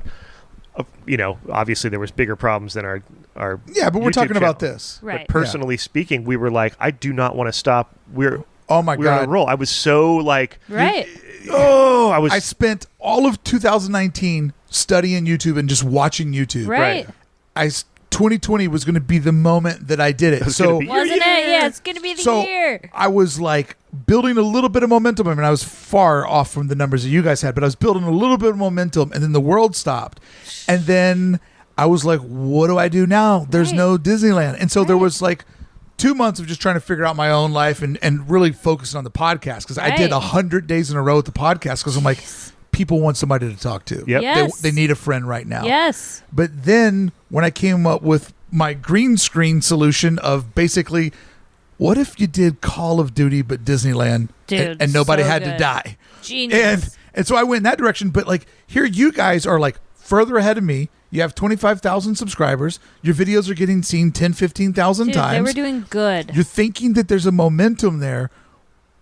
How long was the quiet time? Like, how long did you just...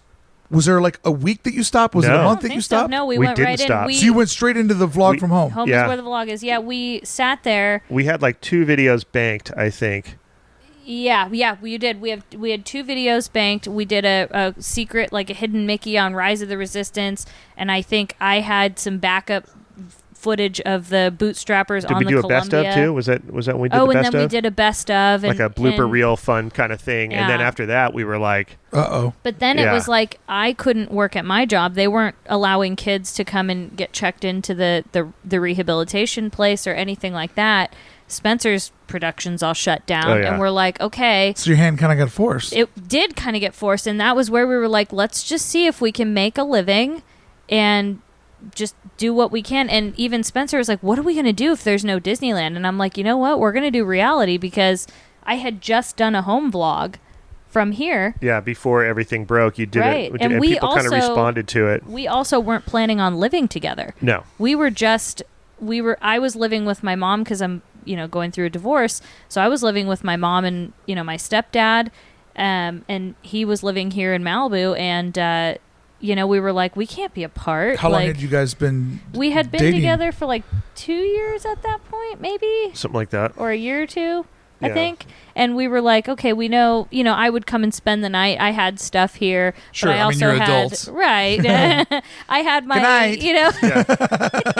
It was like Lucy and Ricky, Yeah, separate Lucy- beds. Well, I had, but I had my senior Chihuahua Binky, Yeah. and we couldn't really, that was a whole situation too, because she needed me 24/7, so that took time. She had and like a medical issue, and she had heart problems. I know people mean well when they see you in real life and they want to tell you they feel bad about the dog. But every time it happens, I want to be like, just let her heart heal. Right? It's Like, so like it hurts. maybe let's not bring that up on this. hurts It's so the first day bad. the mask are off. Sorry, your dog died.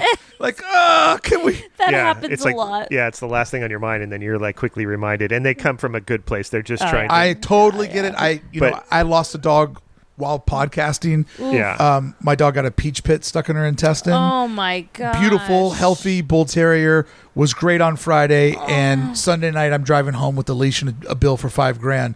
And whenever I'm I so see sorry. people say that to him, just let the Right. heart heal. Just Yeah. and it takes so long. I mean, it's been how long, and I'm still like in recovery. Like it's the worst thing. It's not we were even talking been a about year last at this night. point. Yeah. Right. I wasn't even going to bring it up in the recording. But like, if she does mention it, I just want to lob out the Ugh. But, R.I.P. Pinky. yeah, Let's move on. Thank you, Yeah. Vicky. But Yeah. so we got her, and we said, okay, we're just gonna. We just hunkered do down, this. man. Because Yeah. like everybody And- did, because there was, it But was the a little best scary. thing was, you had a captive audience. Thank Yeah. God. The world had been moving so fast in peak fun 2019 So wild. that all of a sudden people were home. People were watching YouTube more. Right. And the thing is that scripted TV, you didn't want to watch that. No. You wanted to see real people stuck at home just Suffering like like you. us. Yeah. Like the Yeah. relatability, because I don't know if you guys know this, but on the anniversary of Disneyland, the Dude. day they couldn't reopen, Dude. I recreated the entire day with a green I didn't screen. know that. I Oh, went, I need to go watch I was that. standing in the virtual Esplanade at 7 a.m. At 8 a.m., I was on Main Street. At 9 a.m., I went into the lands. Oh, wow. I my ran the gosh. parades on time. I did the flag retreat on time. I Oh did the my fireworks gosh. on time. That's beautiful. I literally ran. Why and didn't we go watch that? I used Google Maps to walk through the park. Oh and when my I would go to an gosh. attraction, I would just go to somebody's ride video and we would ride the ride Oh, that's together. brilliant. And That's I did amazing. an 18-hour live stream because I wanted people to feel like that they were inside of Disneyland. Dude, that was a very That's a great idea. miserably like sad, and it was really obviously it was hot, but I think we were able to be in the Esplanade, right? That Yeah, day? because we thought we We had thought. this dream that they would play Walt's speech over the Yes, I remember that you guys were there. So Like sad. something will happen, right? Because they Yeah. had just opened Downtown Disney Yeah. the week before, Right. Yeah. and After they were not man. celebrating at all. Not at No, all. it At was all. like Not a nothing. peep. We had like one plaid in the Esplanade giving us facts. It was hot. We were all like freaked out. It was just not fun at all. But the whole thing was, though, thank goodness, though, in that 50 days, like, and we kept thinking, like, we got to call this a series because we know this will eventually end.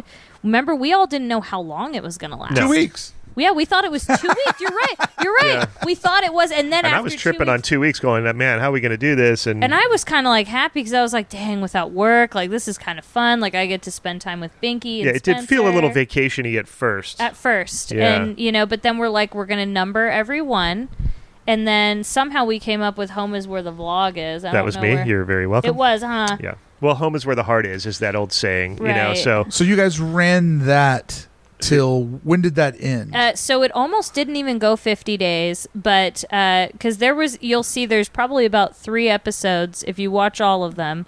There's 3 episodes where Spencer is not present. One of them was the Bootstrappers video. 1 or 2 of them I'm cooking. yeah. Because those were days where he got to the point where he could not mentally take it anymore. Yeah, I was tripping. And he would sleep for 24 to 48 hours at a time. Like not even... I think that's called depression. Right. He Yeah. was so... I felt so bad for him. But I was like, I know that the completionist that Spencer is would not allow it to not go 50 days or like have some consecutive or skip a day. Right. So I Yeah. threw something up. I figured something out. But we were like, I think it was that last day he had another one of those breakdowns. Like, I can't do it, Katie. Yeah, I'm we done. did 49, and then I'd hit another wall about the whole thing, and I was just pacing around just like a crazy person because I just couldn't get it together, and we talked it out, and we thought we if we don't get to 50, me personally, like she said, of the completionist in me and the Oh, it would hurt him. What is numerology so of it. attractive about even, nice, big numbers? I don't Something know. about it, man. Like people kept telling me, like, Brickey, you don't have to do 100 episodes in a row. I'm like, God, Yes, said I I'm gonna do. I said I'm going to do 100. I'm going to do 100. right. 100's happening. It's just I think it's something that you realize. It's a looking back thing. I was looking ahead to me looking back, thinking when I'm older, I'm going to be like, oh yeah, we did 48 or 49 episodes. Right. Like that sounds like, why didn't you do 50? And really, the That's- last episode, yeah. we just took the camera, went down to the beach, and explained and thanked and just kind of like recapped it. It wasn't Recapped it and put it to really- bed, kind of. And We did. But We that's what tucked it people in. want. Yeah, we Yeah. had the cheese ball check-in. Oh like, yeah, we had that giant bin of cheese balls like from Costco, and Every day we ate some. every day would be every couple of days we'd do a cheese ball check-in to see what the level of the cheese balls was. But it It's was kind of just Brickey crazy. style. Hey, Yeah. peak pandemic entertainment, man. Dude, and I mean the thing is though, it did so well for our channel. I have to say, like, We gained subscribers just For purely from that. that, which was odd to me, and I'm super grateful. People were buying their own cheese ball bins and having their own check-ins. That's and, great. you So- it's know, crazy. After the 50 wraps up, yeah, what was the next chapter that you guys got into? So that was it. I think that's when we started traveling, and Well- we realized like when life started to emerge a little bit, as far as like, okay, well, this is open and you can do this. Right. This is only drive-through, or this is only that. We thought, because we were doing that, we'd go to a drive-through, we'd go to eat somewhere and pick up food because we were just bored, and we're like, let's feature what's happening, like what is Right. like what's going on. So we'd go to, our first trip I think out was possibly San Diego. but we did a trip to San Diego at one point. That when, was the first one after Yeah. Home is Where the Vlog is. How But weird was that moment for, like, I remember Beth and I, one of the things, we like bought a Right. nice car during the pandemic Yeah. because we just wanted to like get out of the house and go Right. places. And I remember like, well, we've got this amazing car and, we're making money during all this moment. We're not spending any money. So we've Right. never felt better financially, Sure. but there's nothing to do and nowhere to go. It was Yeah. awful. And you were just like, we got out and just would drive and be like, well, so now we're at San Diego. I guess we turn around and go back home. Right, We just right. drove to Yeah. Palm Springs. Yeah. Well, you couldn't do anything once you got to places. Right. Yeah. And then we realized we got the taste for the daily. So we're like, okay, we need to kind of give them something else other than like, because we kind of wanted to end the Home is Where the Vlog Sure. is. Like you said, tuck it in, put it to bed. Yeah. So that's create a where new the chapter. Right. That's where the travel came in, and we're like, okay, because we were doing that prior Yeah. a little bit, but we're like, we're gonna have to do a new anytime trip. something would open up or some city would become a little more accessible, like when Vegas opened, we were there. Right. I remember First that. time, and it was a little sketchy on certain levels because it just everybody was so timid. There was a lot of things that didn't come out too because we weren't sure what was safe, what wasn't safe. Yeah. People also there was this new, and it's still around to this day, of people getting so angry at you because you went to document it, or you're part of the problem. Well, I You're remember so terrible. Chicken Gate. Yeah. Right? I was just about to bring that up. Knott's Berry Farm Knott's Chicken. Berry Farm Chicken Gate. That was, And I'm going to be honest with you guys. I heard everybody talking about that, so I clicked play. And what I love about this is, like, I could watch it from David's perspective. I could watch it from your perspective. And, just being honest, it was jarring. It was. And now historically we know nobody got sick. Right. You guys didn't do anything the wrong. cases at that time were half. Yeah. A fourth of what they were when more people were out dining or whatever. But at the time, would we have known that? And that's why we did say a public apology. But like Mark's saying, the perception at that time what did you have was to compare what it the off of? heck are you guys doing? I think the moment, too, that, like, watching it that freaked me out the most was when the baby was handed to you. Right. And I'm like, Beth, they're passing around the baby now. Right. These people are on a suicide pack. Yeah. And, it just was because we had all quickly lost our freedom and become captive. Sure. Yeah. And you guys went out on the front line. And did everything. You went to a parking lot. Yep. You guys and the rat and the chicken hanging out. And it was just jarring, Yeah. And I was like fascinated about, like, wow, how is this going to play out? Because at that moment, there was so much political friction. Oh, yeah. There was so much health friction. I'm like, half of the people are going to say they're heroes and half the people are going to tell them they're horrible. And that's exactly what happened. I would say a little bit more said horrible. But there were some people that were like, thank goodness, because we couldn't take any more of this. But, and then, hope you enjoyed yourself. You're going to be on a ventilator. It was like, wow, like we got some serious, like, they were actually like wishing for that. Yeah. But dude, that thumbnail with the ventilator, so many clicks. Dude, come on, bro. So many, right. If Just it saying. bleeds, it leads. Yeah. The thing is, though, I feel, I just didn't want people to think that we weren't trying to make things worse. We were by ourselves. We secluded ourselves. We all made sure, but again, you don't see everything on camera. We all and that was a talked really about it. weird time. Yeah. Because, like, even Disney would put up an ad and they're like, this was pre-shot. Right. they had to disclaim it. Yeah. The fact that you have to disclaim a lot, and you did even during that time. Even now, sometimes we still have to disclaim a lot, and I hate that we have to do that. But It's just weird because, like, the other day, I saw a guy. It was like I was looking down at my phone or something, and then I looked up. I'm at Disneyland, and I see a dude without a mask walking to get something, and my immediate thought was like, dude, that guy doesn't have a mask on. Yeah. Oh. Yeah. And then realized, whoa, it was like this weird flash that happened. It just hit me, and then I was like, whoa, no, everything's cool, like chill.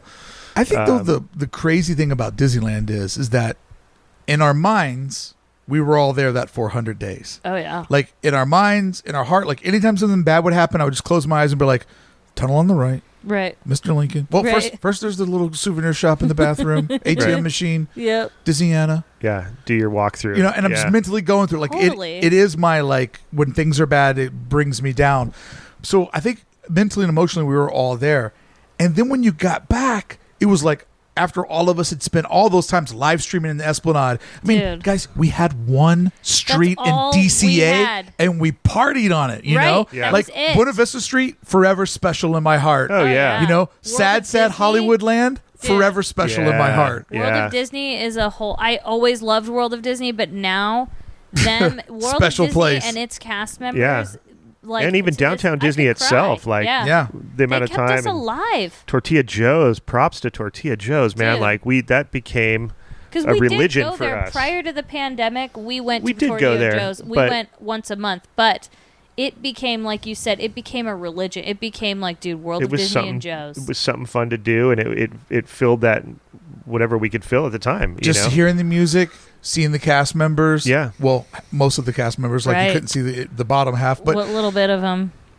being there brought back the ritual. Yep. And in many ways, I kept trying to tell this to myself and tell it to the audience. We will look back on these times with nostalgia. Yeah. Yep. when there was no rides.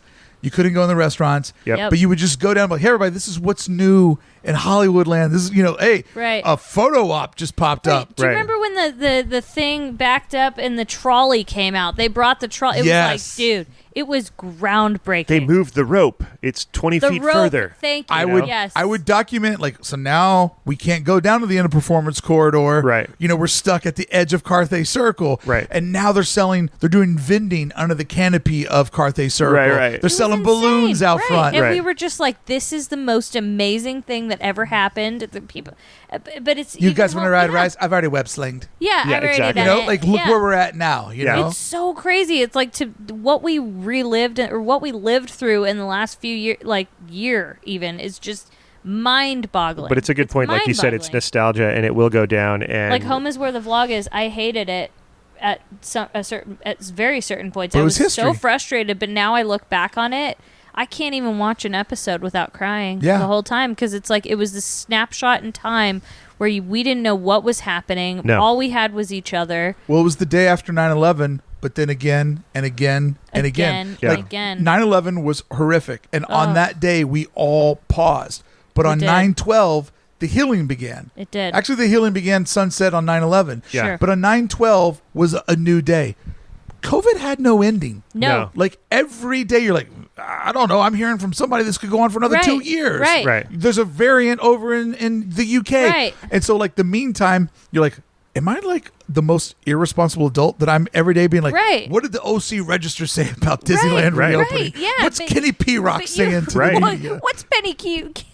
Penny P. Rocks. Penny Q rocks. like that's Something. your name for him, Penny Q Right, Rocks. but it's the true thing though. It's like we did not know what was going on, and we just wanted our happiness. And like you felt like such a jerk for wanting to go and be in Disney. Well, remember at one point we even thought there was so much movement happening that we thought they were going to Hope open, and Drop. so we called it Hope Drop, kind of like Rope Drop. And so Adam and I were down there one Dude. day, and Hope Drop was like we were feeling it, and then that got ripped out of like So I was on the, let's do, an Avengers Civil War, right? yeah. I was like on the other side of that fence. Yeah. And everybody's like, dude, Brickey, you're so wrong. You're so wrong. I'm like, I'm telling you guys right now, it will not open in 2020. Yeah. And I was on the other side of that. And people were just like, why are you so negative? But you're just being I realistic. was being realistic. Yeah. And I was just saying, I can read the science. They're going to let Thanksgiving, Christmas pass. They're going to let the election pass. Yep. They're going to want to get into whatever February looks like, good, Right. bad, or indifferent. That just seems more logical to make some big money moves. And Yeah. look who was right, Mr. A Negative. broken clock is right twice a day. Amen to that. Sorry about it. That's I mean, right. it's true. But there was so much friction there, and people got mad at each other, and everybody felt like it was being ripped apart. But the point of this is that one Friday, April 30th happened. About 60 minutes, maybe 30 minutes into being into Disneyland, life felt so familiar instantly. Instantly. Isn't that wild how that happened? And I think it's because it's just we know that place so well. Yeah. And the maybe. familiarity outweighs the absurd. Yeah. And Plus then the people. 100%. It's just everybody there's happy, and the music and the landscaping and the horticulture, like everything is designed to hit a certain emotional tone. Yeah. And And you boy, go does in there it. and it falls apart. And then like the three of us were fortunate enough to be there last Tuesday for what felt like the official Dude. reopening. Oh, man. Maskless, people in from out of state. Yeah. Like that day will go down as probably one of the most epic Disney days. I'm Yeah. going to go Because ahead it and was agree back. with you. Yeah. It was back. I've Yeah. been to so many days, but that, and it's funny because we got so used to wearing our mask, and it was all the protection we had before vaccinations, whether you believe it or not.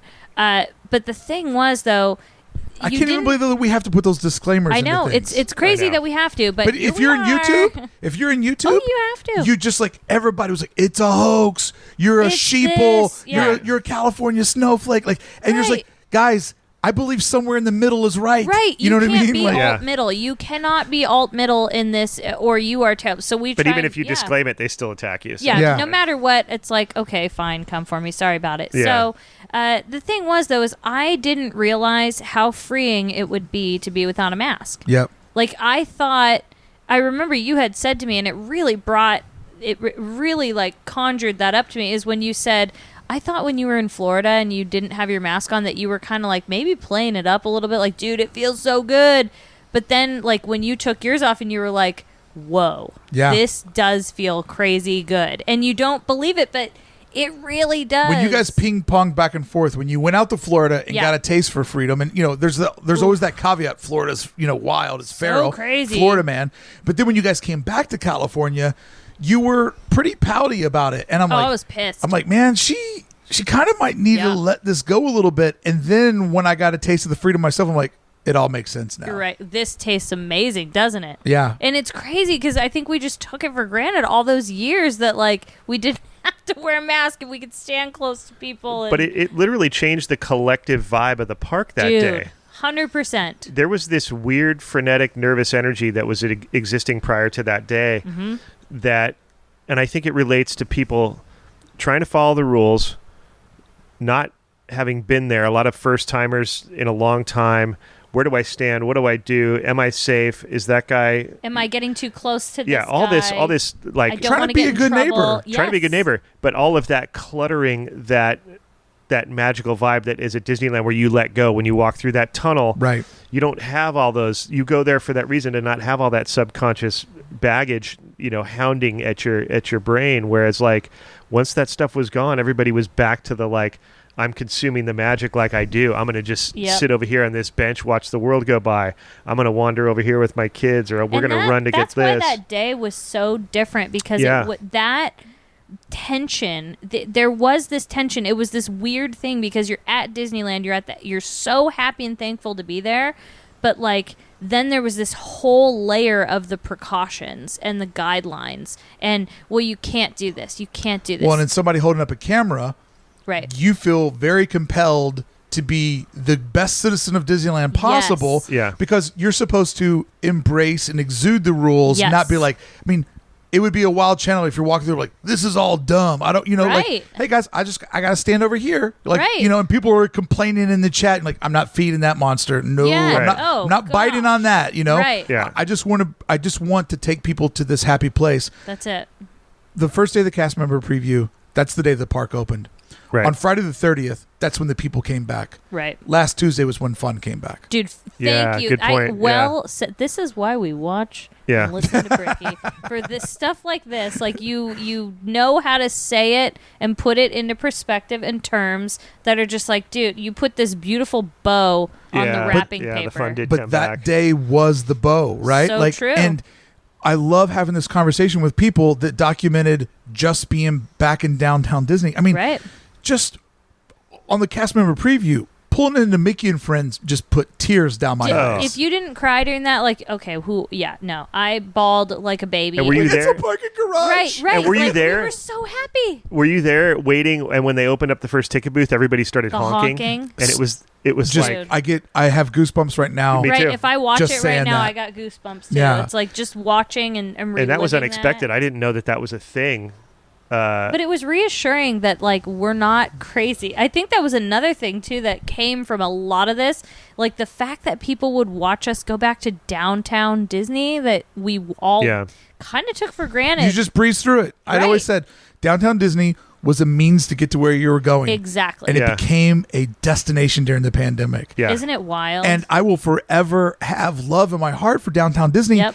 And I am so ready to not be walking the tram path anymore because they discourage you to go through downtown Disney. Right. Right. And so if you park in Mickey and Friends, it's like, well, I would like to take a lap through downtown Disney, but I also have 1.2 miles to walk back to my car. I've already put 10 miles on these legs. Right. I'm not getting any younger.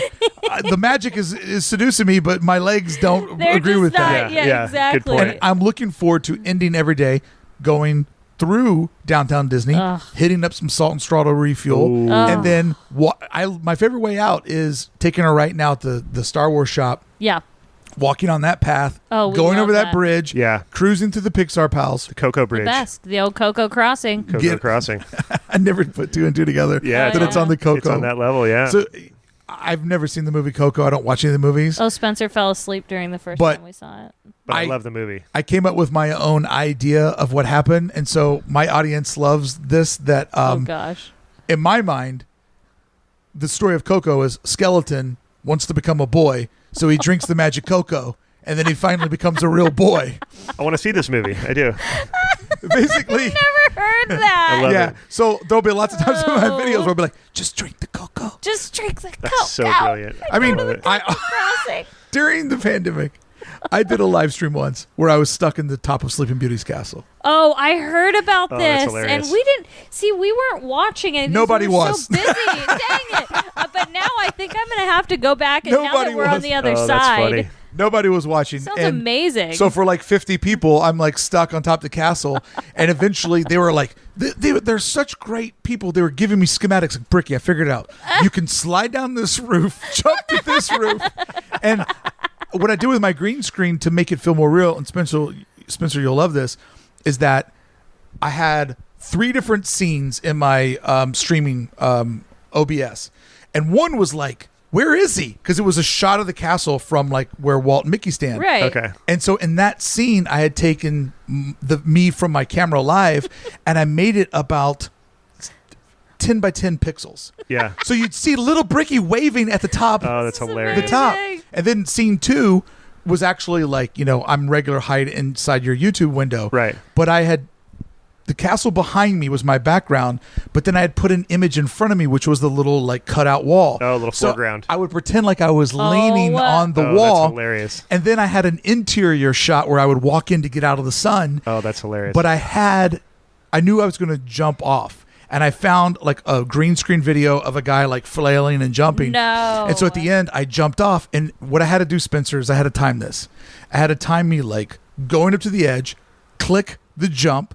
And then I knew my camera would go off. And as that scene would end, it would go to the next scene. Well, I'm sorry, the jump scene had this at the end of it. So it's a guy jumping, and I knew that lasted for like 45 seconds. And there was like silence because I Yeah. wanted to build up anticipation. And then when that would end, the compass that's in front of Sleeping Beauty, yeah. Yeah. that was behind me. So I leaned up against my green screen because now it felt like the camera was overview. Overhead, yeah. And I was acting like I was dead. And then I go, I just have to drink the cocoa. Oh, my. So I drank the cocoa and came back to life. Oh, that's But anyways, amazing. like- Way to I love tie it. it together. These are things that we did. Right, right. I love it. Isn't it Right? wild though? It baffles me, like the stuff we did. Like I made Well, 'cause you broccoli had and the cheddar time. soup and Oh. You had the time to conceive this. right. Beth Yeah. walked in the room and goes, I just don't want to be, it's better that I don't know Right. so that we'll still have sex. Or it's just better that I don't know what happens.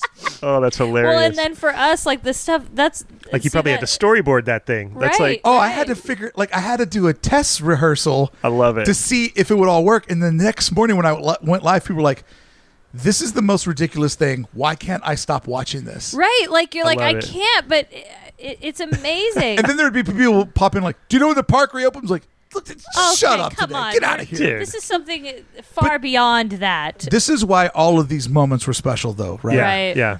And this is why, even during the pandemic, in our imaginations and our heart, it held true Mm-hmm. that every visit to Disneyland is so different than the one Oh, before. so true. And you never know when you're going to be in Radiator Springs, walking down Route 66 at the corner of Cross Street and meet somebody that's going to forever change your life. Oh, so true. And that's where we met, actually. Well, yeah, I'm telling your story. Oh, are you? Well, I didn't even catch that. I was like, hey, isn't Welcome to the that podcast, Katie. This is Mark Brickey. He's the I think host. I need the cocoa. Drink the cocoa, you'll become a the real cocoa. girl.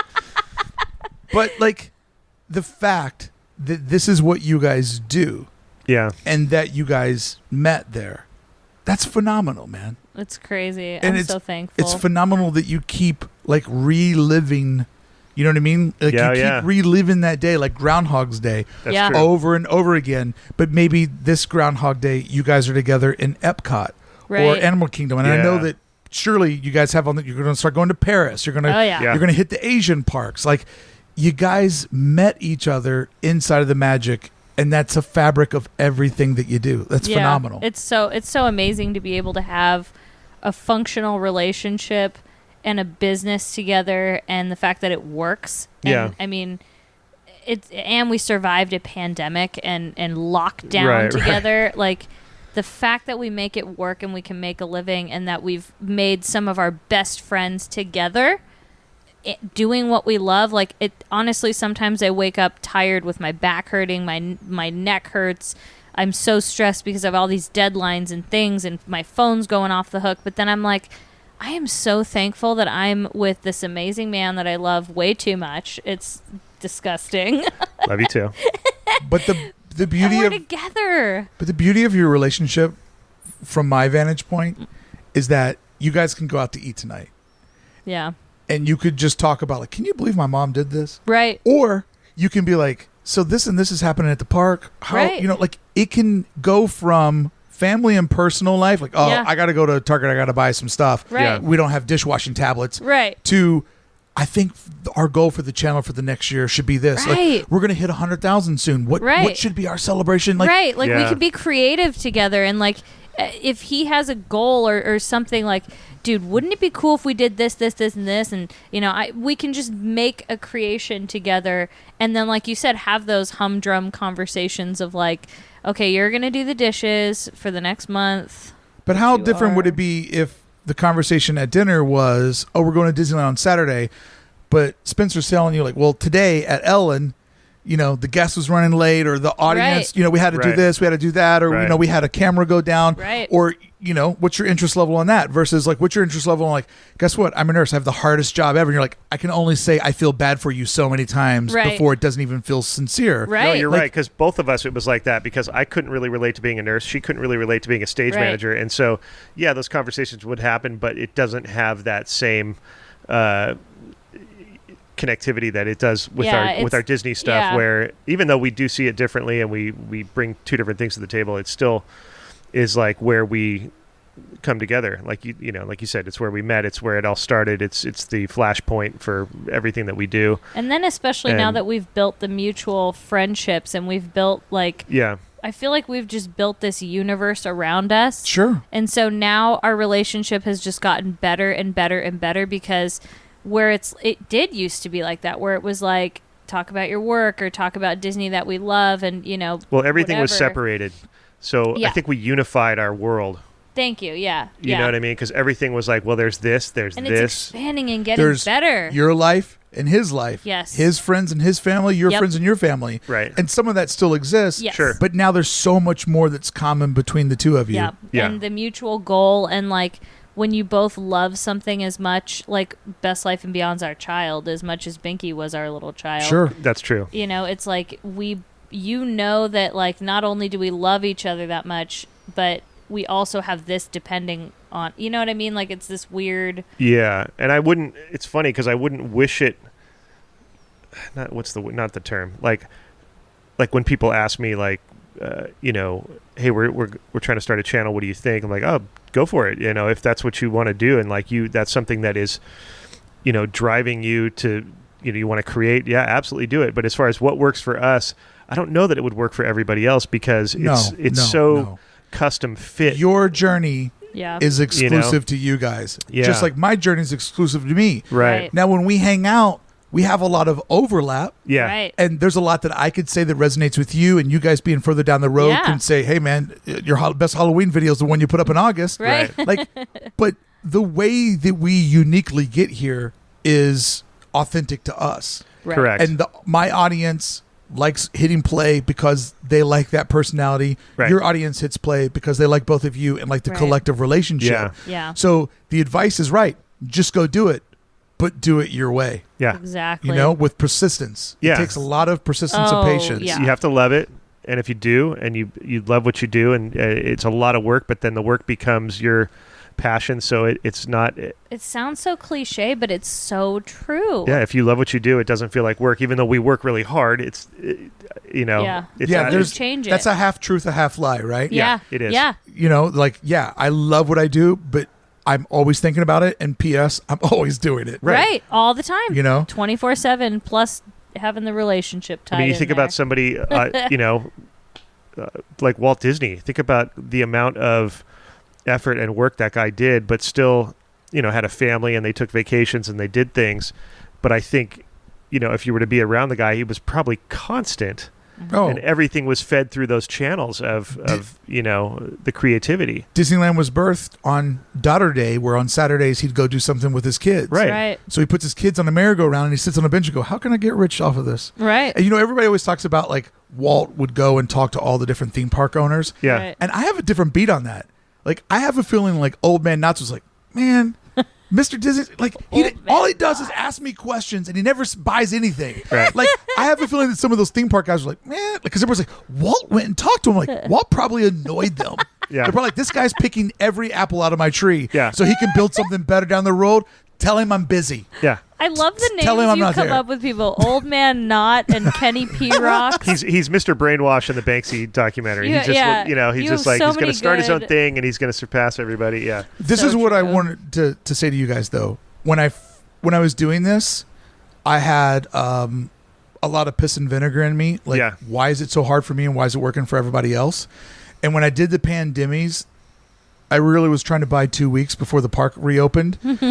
And I came up with the idea. I'm like, YouTube really did a lot of heavy lifting this last year. Sure did. Like, YouTube kept the magic alive when the magic wasn't there. And Yeah. I don't even think that the fans had a moment, YouTube fans had a moment to really process that. They didn't have a way to celebrate that. Right. So I wanted to create that.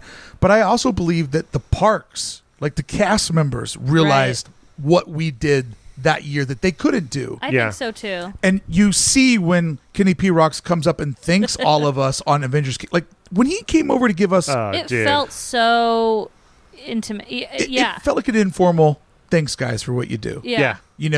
And I love now that you're seeing the cast members like beautiful AJ and Galaxy's Edge. Right. Yeah. Like, hey, thanks for filming the Stormtroopers. Right. Like you're starting to see a relationship It's like a that we have whole with the new park. appreciation. You're right. And I thought the pandemies could go two ways. I thought it could either give people a way to celebrate the channels and people would be happy and excited about it. Right. Or all of the creators would hate me because I formed a competition and who am I?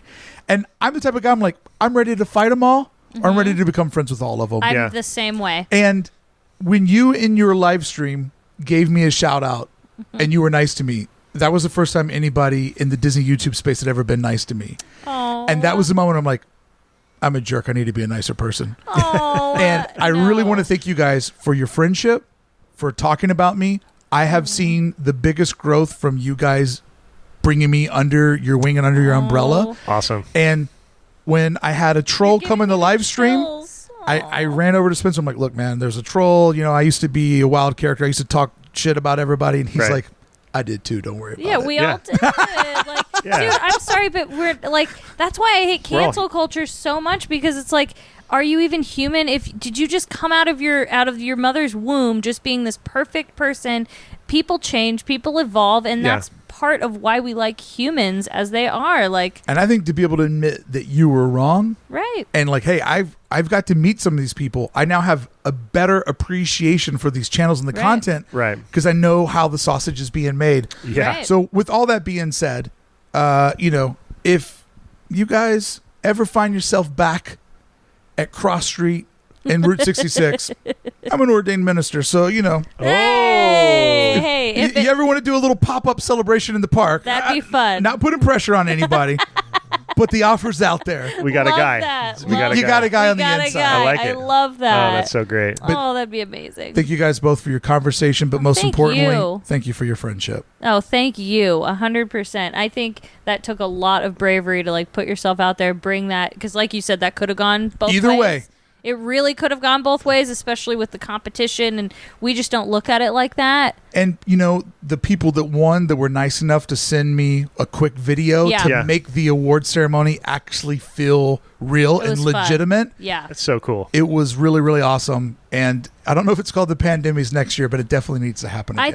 I think it definitely should, and I think it was just so great to see the coming get. And that actually, because you did that, it made us feel like we really need to be like watching more of this person because like I think again we were in that tunnel vision. It brought an awareness to the whole field as opposed to like you just said, our tunnel vision and what we're doing. we were and then, in this every bubble. once in a while you kind of realize what other people are doing because you see them and you know them and stuff, but you don't look at it from that really wide perspective of, oh yeah, look at this whole thing that's happening here. And he's bringing focus to it in a sense of like it was what garden culture. What it everybody's was beautiful. bringing. Yeah, it was a creative idea, which we need more of those in this genre. And it was refreshing, and it was like, oh wow, and it felt really nice to be included in a thing and be like, I'm a part of something. That's really cool. Well, And my objective is just to be the architect that built it, right? But to let the people build the inside. Yeah. So the first video was, who do you guys want to nominate for this? It was beautiful. And obviously it was kind of skewed because it was, at that moment, it was only my audience watching. And if we do it again this next year, sure. If people were like, hey, this is the episode, or, we need to do a better voting thing because my moderator spent, I think, 17 hours calculating all of those comments and stuff. Gosh. Like we spent a lot of time on it. Shout out to Jeff for being a man. Oh, yeah. Dang. But anyways, it was just one of those things where I was willing to take it on the chin either way. I was willing to get a hug or get into a street fight. I'm that personality. But what came through was the audience was just excited to say thank you to everybody. Really, that's all for us. Like when we just saw like even a few comments, we were like, just to be mentioned like that. It sounds so cliche, but just to be nominated was so amazing. Awesome. Right? It was beautiful. To We're be like, nominated wow. felt great. Right. And you hear people say that said too. Like you even said when you brought up my whole like fear of flying, I guess I didn't really like think it was that impactful or whatever, but you were like, dude, that was crazy. Like I've said, like, oh my gosh. There's a moment when the channel clicks for you. Yeah. That was the moment when it clicked for me. Aww. And I was like, I've seen their videos before. I've dipped in, I've dipped out, but I'm going to watch their Walt Disney World experience because I needed a little experience. And, the first video, just getting out there and overcoming your fear. Now look at you, you're a jet setter. I saw when I said Asia Parks, you go, Yeah, I'm kind of like, I got a little nervous in the tummy, but I'm like, I'm going to do it. Hey, but, that's a lot of coloring. Dude, it's going to be a lot of coloring, a lot of painting, a lot of grabbing Spencer's arm. Going, I felt a bump. Yeah. Poor guy. Well, don't worry. I'll be in the seat behind you to keep you guys entertained. I really hope that go. happens. I think that's a really fun goal that we should all take a trip. My goal is that when, not just America, but when the world feels normal, I want to go rip all of the Asian parks in like a week. Let's do it. I want to go hard, and I want to make a tour t-shirt that gives the dates on the back. A tour shirt?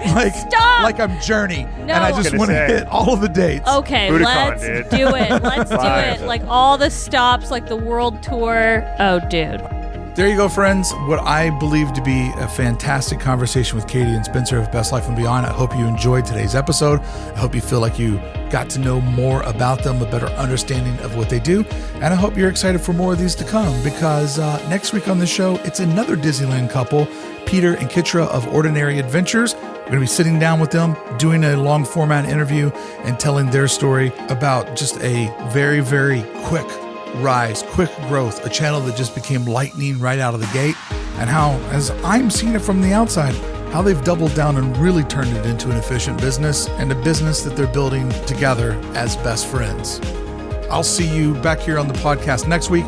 Thank you so much for listening. Thank you so much to Katie and Spencer for giving me all of your time, your vulnerability, and your amazing stories.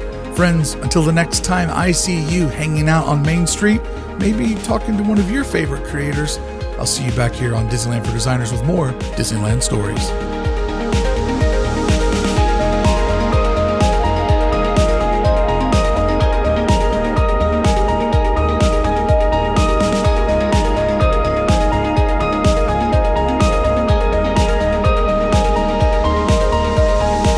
I wanted to end the episode here, but one thing I wanted to talk to you guys about, because I felt myself being victim to this, is when I watch you guys get together with the other people. Yeah. It's not just because I'm like, nobody likes me. But do you guys feel weird when you look back at your video and everybody else is holding up a camera? Like, to me, it deteriorates the fourth wall a little bit, Because there was a time when you guys, I think your second rip out east. Yes. Yeah. And you guys are on test track. Yes. And there's just it was fun to see you guys do the group photo. Yeah. But when like everybody's got a camera up and everybody's talking. Yeah. And when we all did Web Slingers, when we were given a nice ride on Web Slingers first thing in the morning, I'm like, I've always complained about this. Right. I need to find a way to shoot around this. Right. Yeah. It's hard. Because it's really hard. I found that to be a little bit of a difficult thing because when everybody's doing it, I'd sit home and be like, well, now this, I'm like, it's not you guys doing it, it's everybody doing it. Right. Everybody's got a camera and on. it's like you said, it's that fourth wall. Yeah. And you don't really realize the camera's there. And then when you see a bunch of cameras, you're like, I don't know if I'm in Disney or like where it does kind of like take you out of it a little bit. Well, and it's funny because I see it from this perspective of if I'm a viewer and I see that, say we're shooting with you and you're shooting also, and I catch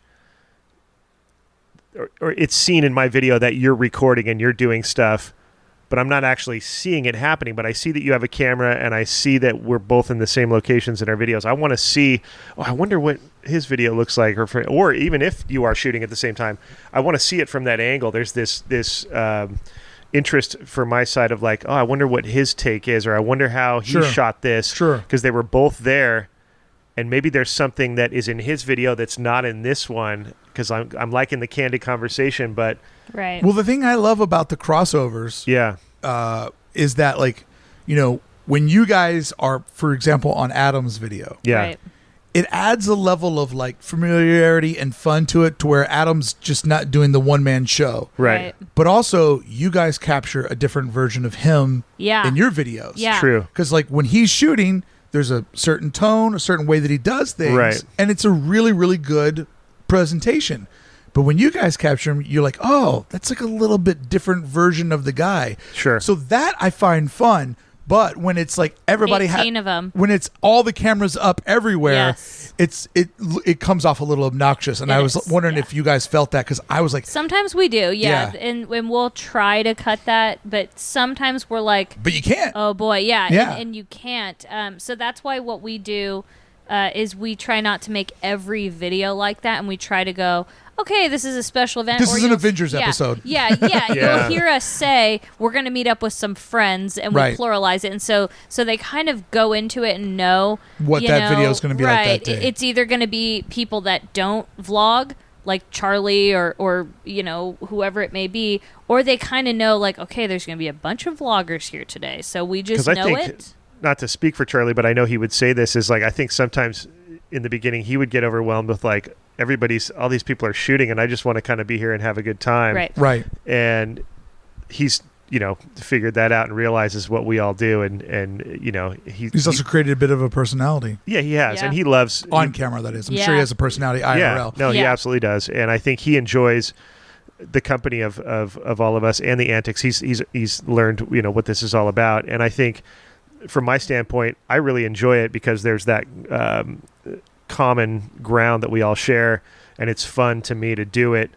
How it comes off, though, is interesting, to hear it, because I get it on that level of like, oh yeah, that must seem like from the audience perspective, right. But again, this goes back to, hey, we're living our best life, and this is what we want to do, and Right. I And love it's how that day went down. Right. That's how it goes down, and that's that. And these So I are the guess- people that we hang out with, Yeah, and we're inspired yeah. by, and we're So I guess one would say that like we try to not worry too much about it, and because I think I'm like, you know what, I what's the word? It's better for us to show the reality of it, that there is 18 vloggers there. It does kind of do exactly what we were talking about, because I can see that from that perspective, but also at the same time, say use the Epcot one as an example. When we were with 10 other vloggers, maybe they didn't know, like maybe there's this girl that has a long distance relationship, and she wants to find somebody that's like her, and she saw Jackie for 5 minutes and goes, dang, like I think and now she's a follower of Super Enthused. So because Jackie's in a I think long-term that- or a long-distance relationship, Yes. just so people understand. Yeah, sorry, what you're talking I about. Yeah, her should have guy's said in that. England, right? Right. Yeah. So, and that's, oh man, that's so but she goes out and just lives her best life and has fun, and she's such a sweet person. So Yeah. I think And she does it solo for a woman. That's no easy task. yeah, She does a great I job. mean, like you said earlier, it is it's a different world. But it also But it that's also the thing, we it outweighs it though. and we promote each know? other in a sense of like, maybe our audience doesn't know who that is, or maybe Right. they don't know who Mark Brickey is, and now they're exposed to Oh, these trust people. me, they don't know. That's, Right. that's They're gonna. But it's nice to be able to go like, hey, check out our friends. They do this too, but they have their own spin on it. Right, And I right. think it's important for people to know that, like, hey, we're really happy that you're you watch our channel and that you support us, but you really should support these people because we love them and they're great. And the crossover is how you learn about a lot of other creators, because there's just so much on YouTube, and it's like when you guys pop up in somebody else's video, right. they're essentially like vouching, like this is somebody that I can put my name they're behind. endorsing us. They're endorsing it. Yeah, because I don't think I said the word vouch right, but I thought you did. It sounded good to me. Yeah. So there's I just do it with conviction, so even the wrong words sound correctly. It worked. That's what she does. But you guys, it's just one of those interesting things. And so on Adventures Campus Day, I found myself in that mix. So I purposefully, when we all got the big food spread, I'm like, you know what? Dylan has a bigger channel. They have a bigger channel. I'm just going to go cameraless and just become personality. Aww. And whatever buzz I catch, it'll be more than what I could do on my own. Right. And so I just that day just made myself personality available for hire. Oh, nice. Right. I'm a good talker. I noticed that. You need a cameo. You need somebody who can come in with a quick fun fact or funny line. Yeah. I'll just make myself accessible because I noticed that they're too. going to cover it bigger than what I will. Right, but the thing is though, is I would still watch that vlog, and your camera would have just added to it, and I had a couple specific things I wanted to shoot that day, and I'm like, did it, and I'll make myself accessible for everything else, and that was a fun day. As long as you're having fun, you're getting the content that you want and need to create. That's the beautiful thing. So whatever it ended up being, because there are moments where kind of like what you just said, I knew what I had to get, or I know what I'm kind of going into the day, what I'm trying to achieve. And I know that sometimes being in the crowd of cameras and all that stuff, that at that moment, maybe I need to go step out and get something shot because I'm not going to have time. And as much fun as this is, I have this Well, that's what I said earlier. I was so impressed that you could leave really fun moments. Yeah. Because 99% of the park, or 99% of the time we go to the parks by ourselves. Right. I'm not saying that it's lonely, but you're there by yourself doing your thing. Sure. Right. But on the crazy days, Galaxy's Edge opening, and we're having a lot of them lately because of all the reopenings. Yeah, because we're backed up, right? Right. Like, I'm assuming that the second when Matterhorn opens back up will be another party day. Exactly. There'll be buds there those days. Exactly. So as enticing as those moments were to watch you have the wherewithal to be like, I need to go do coverage. We need to go do an intro. I need to go shoot an outro. Right. Like just seeing you flex that production muscle in the moment of like peak happiness. Yeah. Like it takes a lot of discipline to get this done. Yeah, he does such a good job with that. Like so good. Thank you. Well, this conversation has no beginning and has no ending. No. So I'll hit stop now, but it'll keep going. It'll keep going.